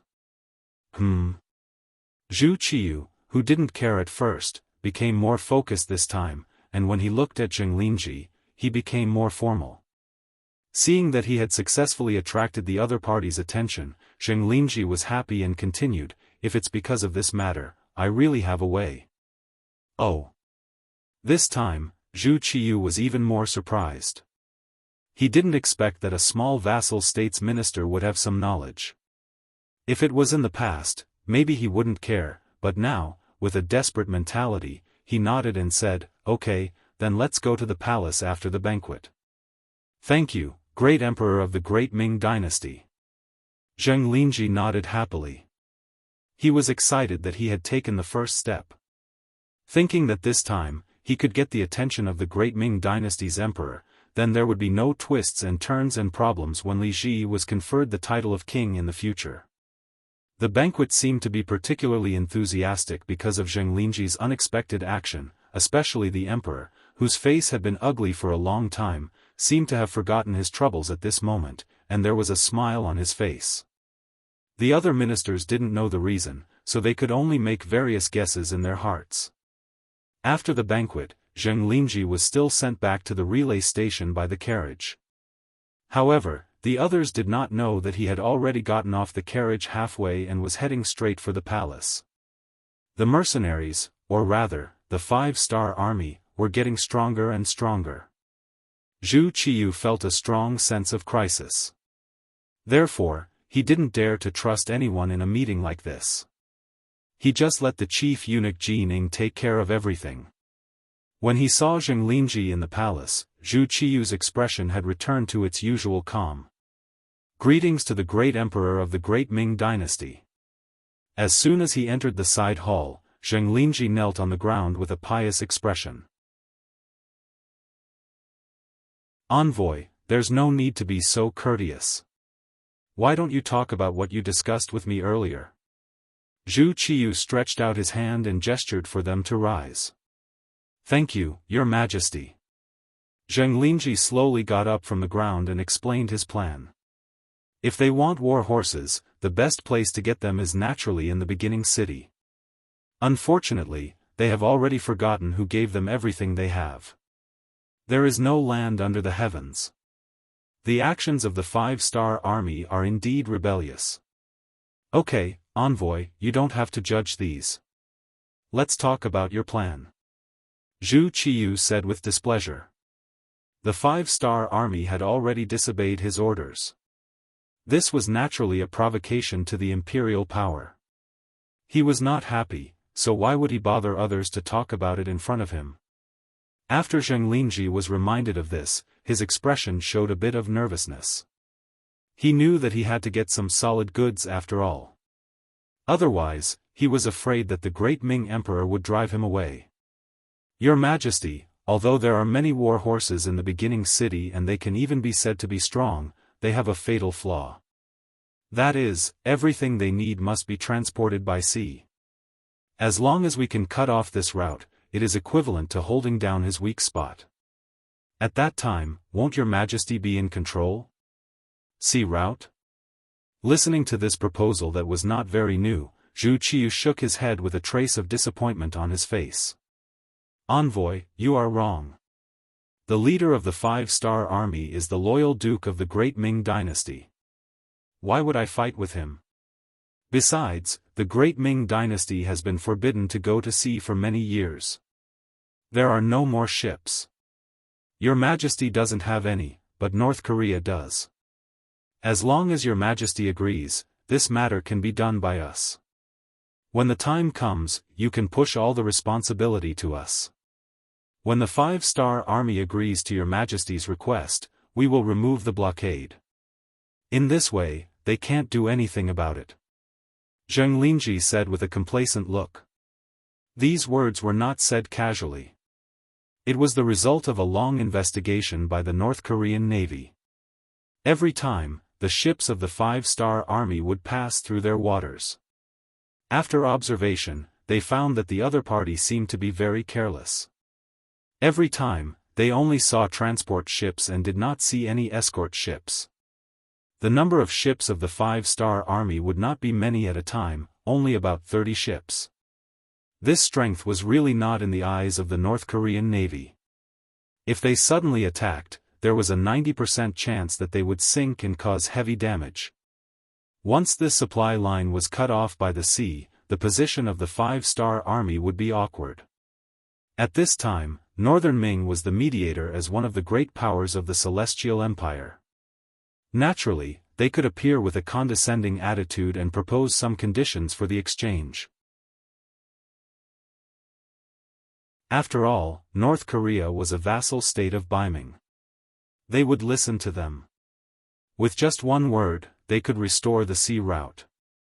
For the sake of the 5-star army on the grassland, they had to pay some price. Zhu Qiyu wanted to think about these things again in his mind. Then, he looked at Zheng Linji with a little more warmth in his eyes. Envoy Zheng, I heard that the situation in North Korea is a little unstable now. Replying to the great emperor of the great Ming dynasty, it's just a small problem. Our King Li Gu will be able to solve it soon. Zheng Linji knew that the critical moment had arrived. Okay, wait for the problem over there to be solved. I, Bai Ming, will confer Li Gu as the king of North Korea. Zhu Qiyu spat out, giving the other party a guarantee. This was exactly what Zheng Linji wanted. He immediately knelt on the ground again. Long live the great Ming dynasty's emperor. Ha ha ha, you may rise. Zhu Qiyu said in a good mood. Finally, there was an opportunity to curb the development of the 5-star army. Moreover, he didn't have to do anything himself. In other words, if any problems occurred during this period, he could naturally stay out of it. He would definitely agree to something that didn't require him to do anything and could still benefit from. Zheng Linji left happily. The next morning, he hurriedly left Bai Ming's capital and rushed back to North Korea. An operation to repair the sea route of the 5-star army's transport ships immediately began preparations. Because only Zhu Qiyu, Chief Eunuch Jin Ing, and Zheng Linji were present during the secret meeting, this matter didn't leak out in Bai Ming. The capital of North Korea, Seoul, also known as Hanyang. In 1392, the Ri family established the Joseon dynasty and moved the capital to Yangzhou in 1394. In order to express his admiration for the Han dynasty, not the Han dynasty, and his determination to serve the Han dynasty wholeheartedly, Ri Chengui wrote a letter to the Hongwu emperor, Zhu Yuanzhang, requesting that Yangzhou be renamed Seoul. The Guiyu crisis was coming to an end. The power of the sixth king, Ri Hongwu, was being weakened step by step. Ri Hongwu's uncle, Lord Shouyang, had the upper hand. Now, Zheng Linji had rushed back from Bai Ming and brought the support of the emperor of Bai Ming. The next step was to replace him. Li Hongwu, who had already seized the military and political power, now had the entire Korean navy in his hands. After hearing Zheng Linji's report, he summoned another important minister, Han Mingjin, to discuss the matter of the navy intercepting the 5-star army's transport ships. Han Mingjin, born in 1415, was a Korean and was a famous minister in the early years of the Joseon dynasty. He helped Li Hongwu plan the Guiyu crisis and finally seized the throne. He was called Zhang Liang by Li Hongwu. The three of them discussed the important matter in the study. After an hour, Han Mingjin left first. He had become the commander of this operation. Now, he had to make many preparations for the sea operation. Seeing him leave in a hurry, Zheng Linji walked out with Li Hongwu. Lord, Han Mingjin doesn't seem to agree with us taking action against the 5-star army. You still sent him to command the battle at this time. Will there be any accidents? Wherever there were people, there would be fighting. Korea's territory was not large and its population was not large, but when it came to fighting, it was very experienced. Just like Zheng Linji and Han Mingjin. Although they were both Li Hongwu's subordinates, they still disliked each other and fought among themselves. Li Hongwu was a smart person. He naturally saw these things, but he did not say anything to stop it. It was not that he did not have the ability to stop it, but he was happy to see it happen. He needed a balance. This might be a common method used by the emperor to control his subordinates. There won't be any meaning. Mingjin is just worried that the 5-star army will take revenge on us. But this time, we have Bai Ming's support. How would they dare to act recklessly? Since he has taken on this responsibility, he will naturally do a good job. This time, we just need to wait for good news. Li Hongwu said confidently. Perhaps he was confident in the plan this time, or perhaps he was confident in the Korean navy. Or perhaps he simply looked down on the 5-star army's strength. It was only a force that originated from the great Ming dynasty's duke. Could it really scare him? He really did not know what the Beiming emperor was thinking. He couldn't even control a subject.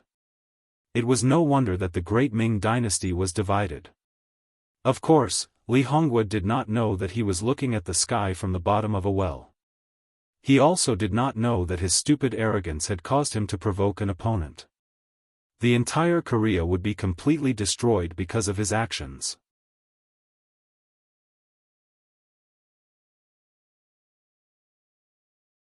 Chapter 934. As usual, a fleet of 30 ships was passing through the Korean Strait between North Korea and the Japanese Empire. The 5-star flag hanging high in the sky showed their identity. Chu Gang, the second commander of the 3rd Division, was looking ahead with his binoculars from time to time. Chu Gang was originally just a battalion commander. He worked his way up from the bottom of the ranks. A while ago, when he was dealing with the Kim Bien dynasty, he made a great contribution and was promoted to the commander of the 2nd Division. This was also his first time escorting and transporting supplies as a commander.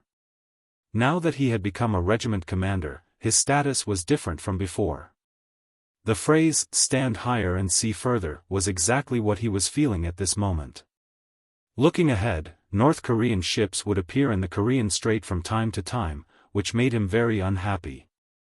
Humph. These annoying flies. I didn't like them when I passed by here before. I will find a chance to teach them a lesson. He had been on this transport route several times before, but not as a commander. Even when he saw North Korean ships staring at them, he just didn't like it. But now, he was a commander. According to the rules of the Cold Front, he could now submit a report to the 6th young master. He decided to finish the mission and go back to explain the dangers of North Korea. Although he didn't think that the other party would dare to do anything to him, the feeling of being watched was very uncomfortable. The fleet continued to pass through the strait. The number of North Korean ships was increasing, reaching more than 200 ships.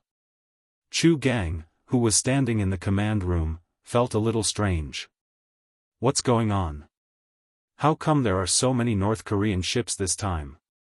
They won't dare to attack us. A staff officer next to him answered aloud.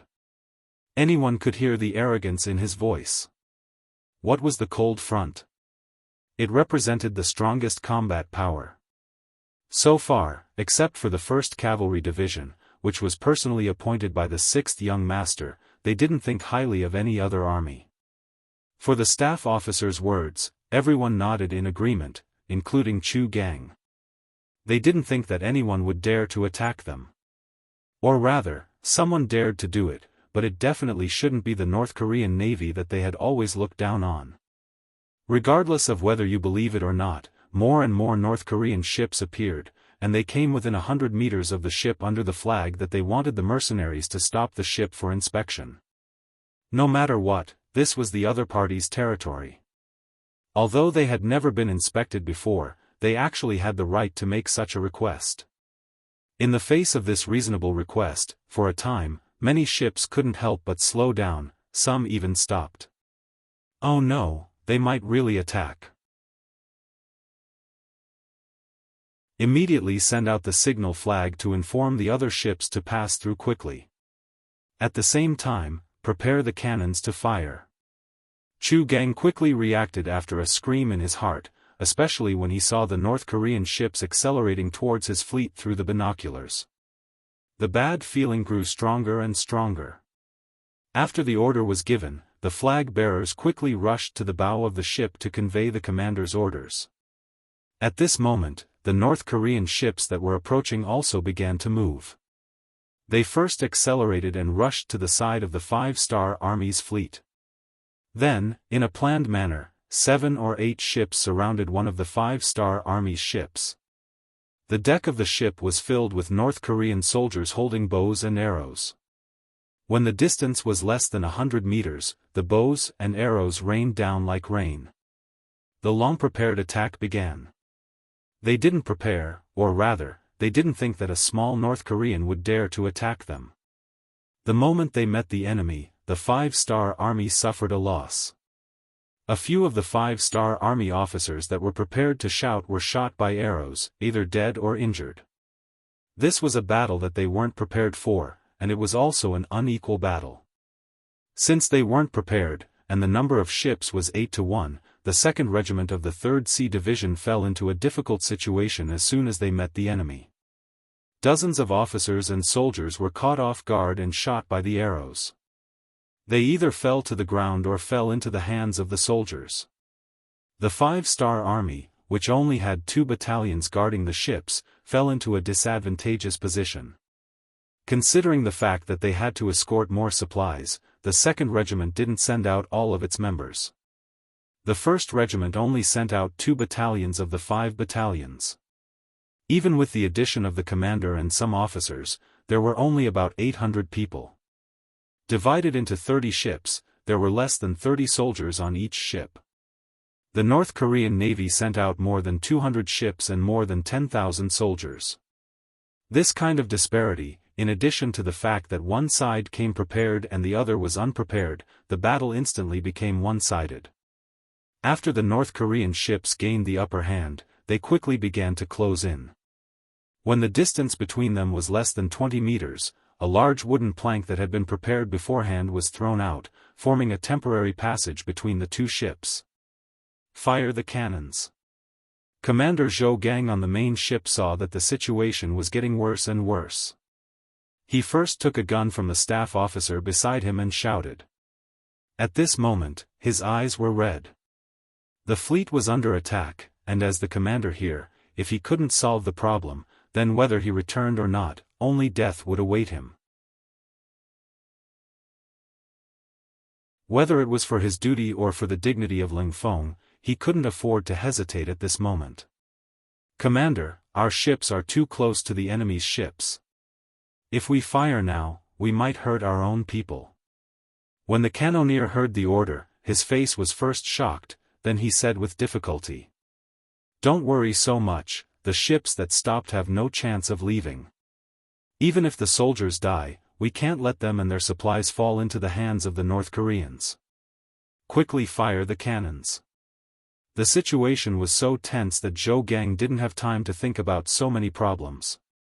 What he needed to do now was to fire the cannons at the North Korean Navy and then take advantage of the chaos to buy time for the other ships to retreat. Following the commander's order, the cannons sounded and landed on a North Korean ship, causing a huge explosion and flames to rise into the sky. At the same time, the soldiers of Ling Feng on the various ships began to fire back. Bullets flew out and landed in the North Korean Navy's camp, causing the soldiers to fall one after another. A chaotic battle had begun. Cannon fire came one after another. At this moment, Zhou Gang didn't want to save ammunition anymore. In order to turn the situation around, what he needed to do now was to use up all his ammunition in the shortest time possible to deal a heavy blow to the North Korean Navy and provide cover for the other ships to leave. It was obvious that it was impossible to continue forward. Commander Zhou Gang gave another order, so the ships turned around and sailed back to the sea. At this moment, it was impossible to complete the transportation mission. The only thing they could do was to minimize the losses. The bullets and arrows collided. If this was on land, with the advantages of guns, they could definitely fight back and retreat at the same time, causing heavy damage to the enemy. However, this was the sea. The space on the ship was limited and there weren't many places to dodge.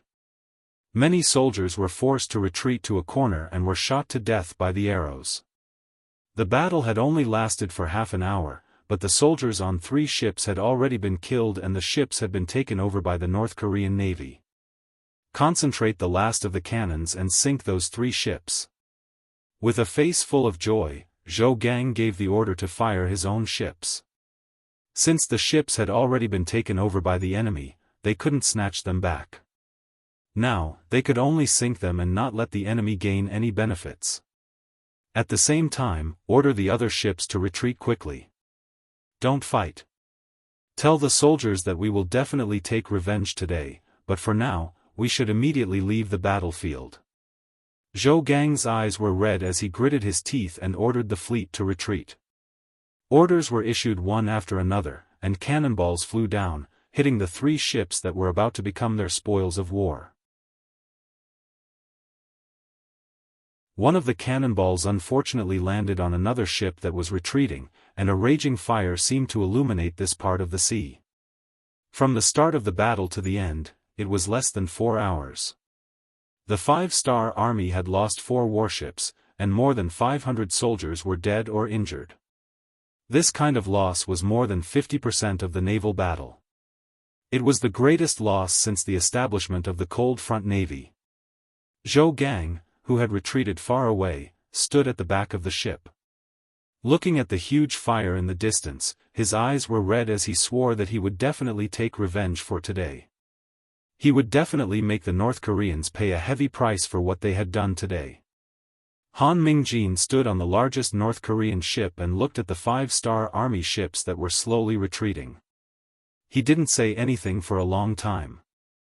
"Sir, should we send someone to chase after them?" A marine general came forward and asked. "No need. Our mission is to prevent them from passing through here.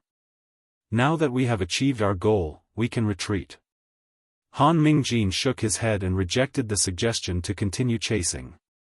Then, a trace of worry appeared on his face. A power that even the great Ming dynasty had to be wary of, and now they had taken the initiative to provoke them. What kind of consequences and effects would there be? Han Mingjin didn't dare to think about it, but his gut feeling told him that they seemed to have done something wrong this time. They seemed to have to pay a price for it. However, no matter how much Han Mingjin thought about it, he would never have thought that this would be the beginning of their North Korean destruction. From now on, there would be no North Korea in the world. Zhou Gang took advantage of the advanced nature of the ships and quickly left the battlefield. After leaving the Korean Straits with 26 ships, he reported the details of what had happened to the Navy headquarters in the form of a telegram. At the same time, he requested to be dealt with. The Navy headquarters telegram room was also in chaos after receiving this telegram. Vice Commander Gao Xiong, who was in charge, didn't believe the contents of the telegram. He didn't believe that someone would take the initiative to make an enemy of the 5-star army.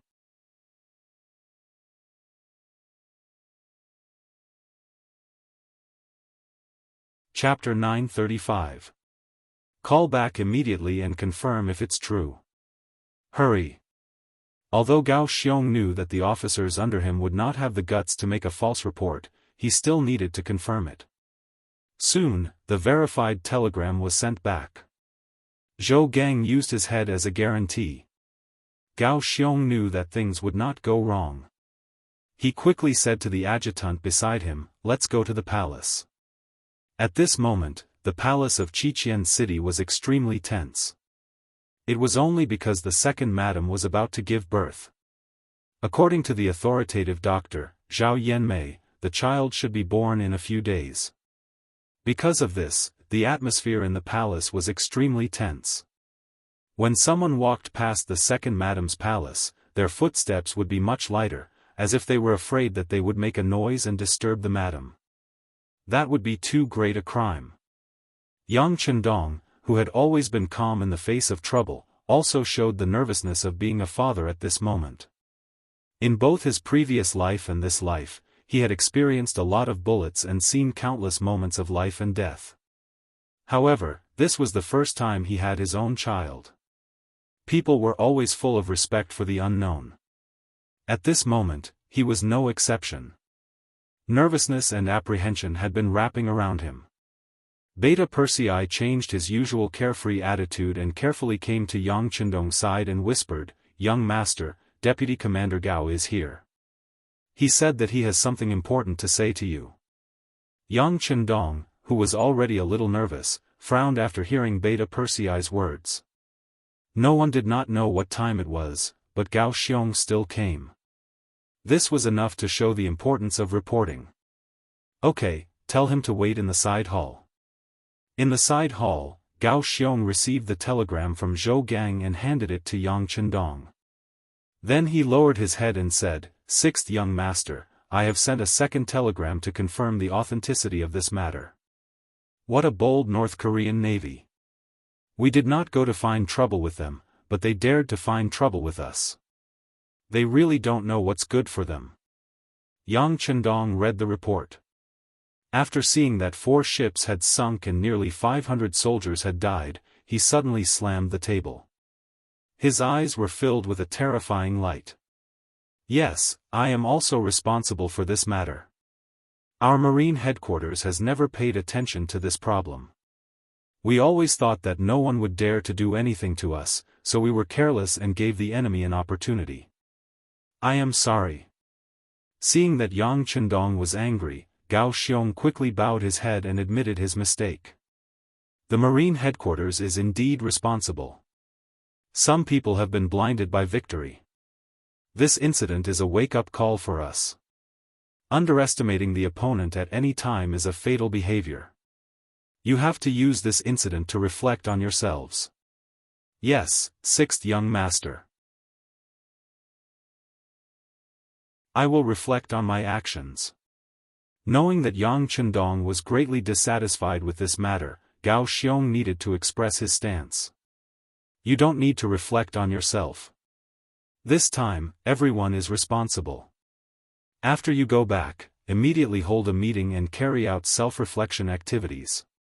Then prepare for battle. Yang Chendong thought back to the last time he returned to Chosen City from Haijin. He saw the North Korean Navy in action. At that time, he felt that this was a problem, but he didn't expect the problem to erupt so quickly. Gao Xiong left quickly after receiving the order. Yang Chendong sat in the side hall and did not leave immediately. He still had to think about a problem. He had no contact with North Korea, and there was no hatred. Why did the other party choose to attack him? This did not make sense. Beta Persei, send a telegram to Yang San and ask him to send someone to find out which force North Korea has been in contact with recently. Also, let Yang San inform the North Korean Security Department and ask them to arrange the troops there. Conduct a detailed investigation of the strength of the army and report it to me. Yes, young master. Beta Persei agreed and turned to do it. Yang Chendong, on the other hand, threw this matter to the back of his mind and strode towards the backyard of the palace. The Cold Front Navy was raided by the North Korean Navy, and it was said that they suffered heavy losses. The news quickly spread, and then the 6th Division commanders of the Navy put down the things at hand and went straight to the Navy headquarters. In the headquarters, the division commanders arrived one by one, and then there were voices shouting to go to war and avenge the Navy. Gao Xiong explained to everyone that the 6th young master already knew about this matter, and all they had to do was wait for orders. At the same time, he called everyone together for a meeting to discuss which division or army should take action to wash away the shame of the Navy. Just as the Navy headquarters was boiling, a sharp cry came from the palace of Haijin.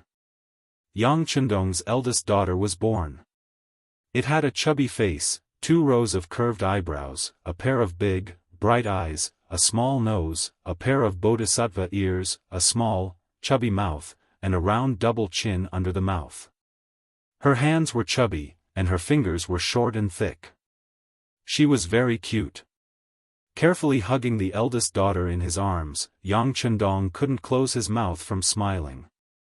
Taking this opportunity, the eldest Madame Huyen came forward to ask for the name of the child. Yang Chendong had long been prepared. Previously, Zhao Yanmei had also said that it was very likely that this child would be a girl, so he said, her name will be Yang Jie, which means pure and kind.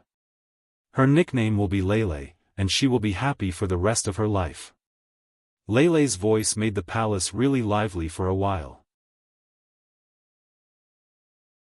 Yang Chendong also received the congratulations of the officials. On the 7th day of Lele's birth, he came from the palace to the Navy headquarters. At this time, the Navy headquarters was full of officers, and there were 2 generals with gold stars on their shoulders. They were the 1st Sea Army Commander Gao Xiong and the 2nd Sea Army Commander Yu Guang. You're all here, then sit down for the meeting. After Yang Chendong's eyes scanned the crowd, he sat down at the head of the table. The other officers, led by Gao Xiong, also sat down in their chairs. Each of them was in a dignified position, standing in a military posture. "Is Zhou Gang here? Tell me about the situation." After sitting down, Yang Chendong took the lead and said. As he spoke, Zhou Gang, who was in the last row of the meeting room, stood up. He was just a captain, and according to the rules, he was not qualified to participate in such a high-level meeting.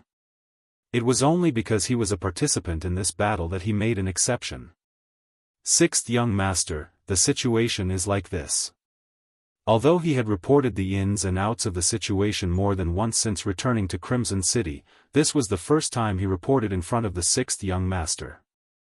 After a quarter of an hour, Zhou Gang finished his report. In the end, he asked for instructions as a participant. "Sixth young master, this battle was completely unprepared. Many of our comrades died miserably. Facing the enemy who was already prepared, some of them did not even have the chance to shoot. But even so, none of them retreated. They fought with their fists, feet, and even teeth. They were very brave." "Okay, I understand. You can sit down." Yang Chendong looked at Zhou Gang with appreciation and nodded. Because of Zhou Gang's seat, the conference room quickly fell into silence again. But everyone's eyes fell on Yang Chendong at this moment. Obviously, they were all waiting for an order, an opportunity to take revenge on North Korea.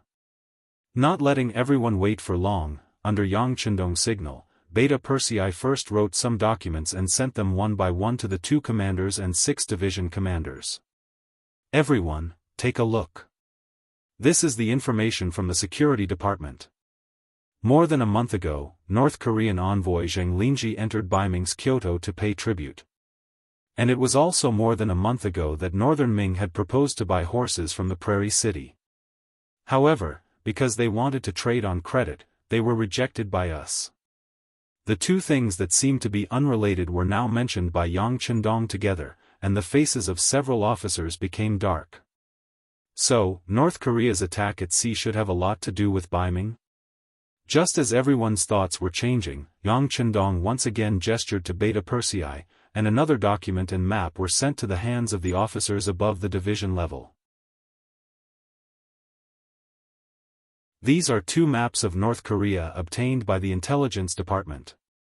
They clearly mark the deployment of the North Korean military forces. After comparison, the 2 pieces of information are consistent.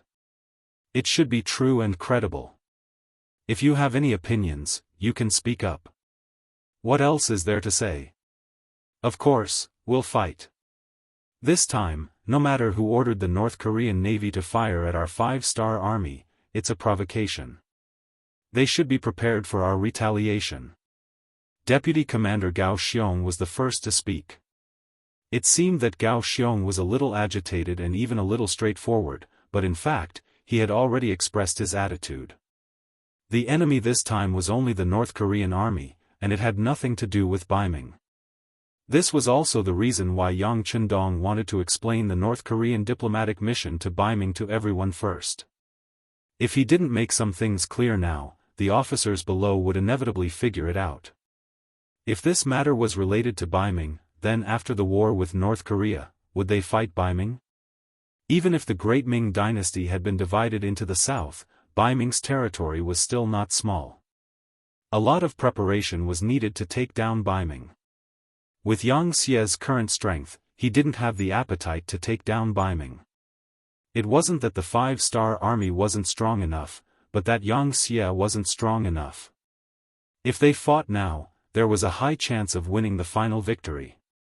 But what about after they successfully occupied it? How would they manage such a large territory? How would they arrange for the Han people? Yang Chendong's goal was to let the Han people live a good life.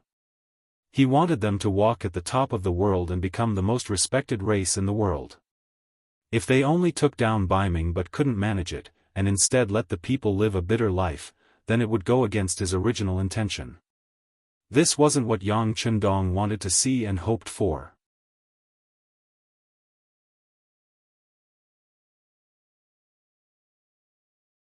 Chapter 936. Therefore, it's not that Baiming can't fight, but they must be prepared. It's best if they can receive it safely. Even if they can't, they must think about all kinds of things to deal with after the war. With the current strength of Xianxia, he can't do this, so it's better not to move and continue to accumulate strength. This is one of the themes of Yang Chendong's meeting today. Fighting North Korea is fine, whether it's to show the dignity of the five-star army or to avenge the dead brothers, this war must be fought. But it must not involve other people, especially Baiming. No one is allowed to cause trouble, otherwise, it will be asking for trouble. Gao Xiong saw this and immediately expressed it with practical actions. Those who can become officers of the army and division are all smart people. They all stood up and expressed their opinions one by one. There is only one purpose, and that is, this time, only the North Korean army is targeting them, and they only want to fight the North Korean army. The strategic goal is set, then it's time to choose the army to fight. Under the leadership of Yang Chendong, the 2nd Marine Army got a chance to fight. This is also the opportunity that the 6th Young Master gave the 2nd Marine Army more opportunities to practice. Although the individual quality of the 2nd Marine Army soldiers is still very good, after all, they still lack combat experience. This time, it's a good opportunity to deal with North Korea. Next, they just need to wait for them to come up with a battle plan. After leaving the Navy headquarters, Yang Chendong went to the Chigang City Lord's mansion again to plan who to send to North Korea. In history, North Korea is like a willow tree, always used to fall with the wind. Yang Chendong naturally has no good impression of such a country, and this time, they dared to provoke him, so there's no need for them to exist. Arranging 200,000 Han people to enter North Korea is the task Yang Chendong gave to Yu Qian. Because of this matter, Yu Qian was both happy and in pain. In his eyes, this 6th young master was a bit too belligerent, and the direct result was that the Han commoners were increasingly lacking. As long as there were knowledgeable commoners who had a sense of nationality, they would always be sent to other places. Even now, some of the large factories in Crimson City were lacking in manpower. Because of this matter, the directors of those large factories had often come to find him to vent their anger, making quite a bit of trouble. She knew that Yu Qian was a hard-working person, so as long as you looked for him because of work, needless to say, he would never get angry. However, this made Yu Qian suffer. Yang Chendong was the one who gave the order to transfer people away. His subordinates did not dare to ask the 6th young master for an explanation, so they all came to him. How could he not be in pain? But on the contrary, every time Yang Xie sent out a few Han Chinese, it meant that Yang Xie's territory had expanded and the Han Chinese's influence had increased. Yang Xie's life in the future would be better. As a Han person with a strong sense of national pride, Yu Qian felt very happy about this. He was very optimistic about Yang Chendong's way of doing things. In his view, the Han people had the best history of civilization, the highest intelligence, and even the kindest heart. They were educated, courteous, and open-minded. They should be the rulers, and should not drag out an ignoble existence under the oppression of the foreign races. Yang Chendong was working hard to do this step. Since he had caught up with this good era, of course he should do his best to cooperate with him. Therefore, whenever there was a need for cadres, half of the city lord's mansion would be taken away. When another batch of cadres was finally formed, it would not take long for them to be taken away again. Even his own son was sent out. However, he was not angry at all. He was still in pain and happy at the same time. He was happy and happy at the same time. This time, Yang Chendong came to ask for people again. Yu Qian gritted his teeth and decided to take away another 200,000 people. But considering that if this continued, the Han population would become smaller and smaller, and in the end, they would not be able to make ends meet.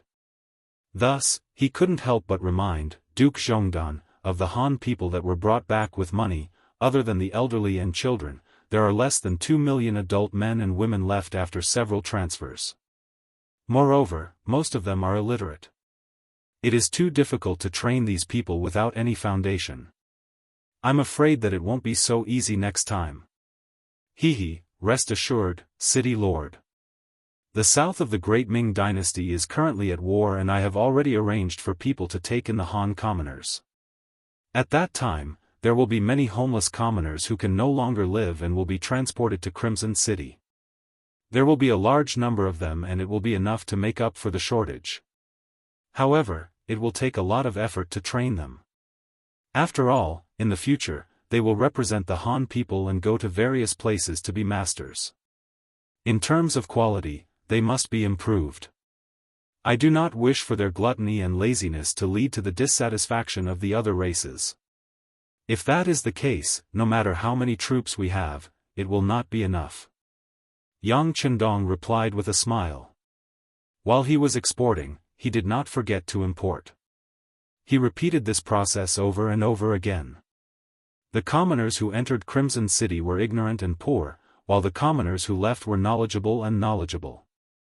Under their influence, the areas under their rule would definitely develop better and better, and the overall situation would also become better and better. Good, with the words of the Duke Zhongdan, this old man is relieved. Yu Qian smiled with satisfaction. He was very much in favor of Yang Chendong using the people to influence the people, using culture to influence the culture of the foreign race, and using habits to influence the culture of the foreign race. As long as this matter was done well, perhaps after 100 years, or even not so long, it would only take 2 or 3 generations, everyone would be used to the Han people being the most powerful and noble race in the world. They would be used to learning Chinese and speaking the Han language. In the long run, it was possible for the world to become one. Yu Qian promised to give another 200,000 people who were already educated and had a certain level of skills. This was equivalent to having the cornerstone to enter North Korea. Next, Yang Chendong successively gave orders to Shecheng, Laos, Vietnam, Cambodia, Luzon, and other places. He asked them to prepare 30,000 to 100,000 people and prepare to move out. At the same time, they were also prepared to accept the same number of people who moved back. Yang Chendong wanted to use this method to make a big change. First, the density of the local population would be diluted, and the outsiders would gradually occupy the place. When the time was right, the local residents would have to leave the place where they grew up.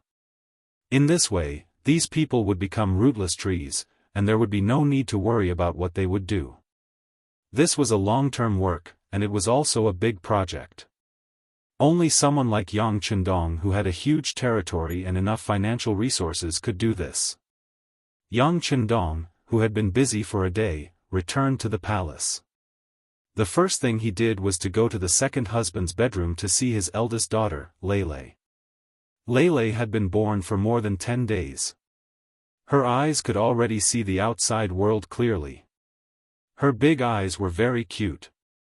Whenever Yang Chendong held her in his arms, she would stick close to him tightly, and then carefully look at the man who was holding her. She was curious and very quiet. In the words of the first Madam, Hu Yan, this was the feeling of blood. Little Lele knew that this was her father, the person closest to her in the world. So every time she was in her father's arms, she was very obedient and didn't make a fuss. These words made Yang Chendong, who was used to not showing his emotions on his face, so he was elated. Every time this happened, he would proudly say that he was a qualified father, a great father, and a father who cared deeply for his daughter. Yang Chendong liked little Lele so much that Xiao Yin, who was still in confinement, was very satisfied. Originally, she thought that giving birth to a daughter would cause the young master to be unhappy. Now, it seemed that she had worried too much. In fact, it wasn't just Xiao Yin. The other madams also had the same idea. But with little Lele's pearl in front of them, everyone was a lot more relieved. Presumably, no matter if it was a boy or a girl, the husband would be very happy and happy. But happy days always seem to be short. 3 days later, a set of very specific battle plans were sent to Yang Chendong by the 2nd Marine Army. Looking at the battle plans that were originally drawn up according to the Korean military's deployment, Yang Chendong waved his pen and approved. This also indicated that he didn't have much time left in Choken City. Next, he needed to return to the battlefield and let those who didn't know the immensity of heaven and earth know what the consequences of angering him for having ideas about the 5-star army were.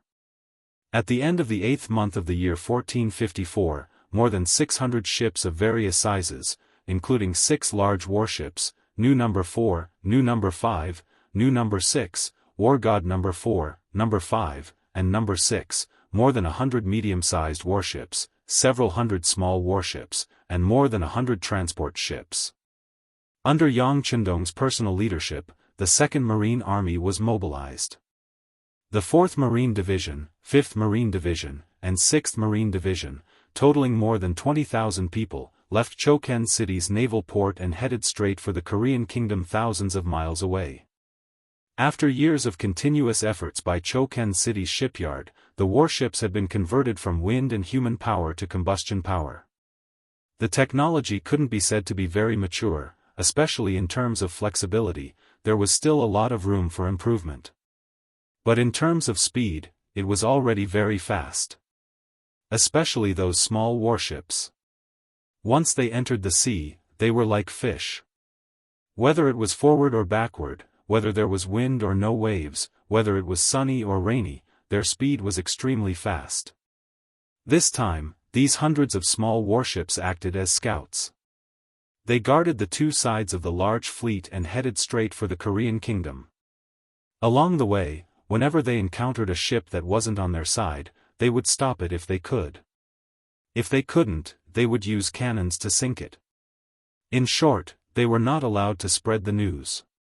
Since a long time ago, the 5-star army had taken control of the Ming Dynasty's East China Sea.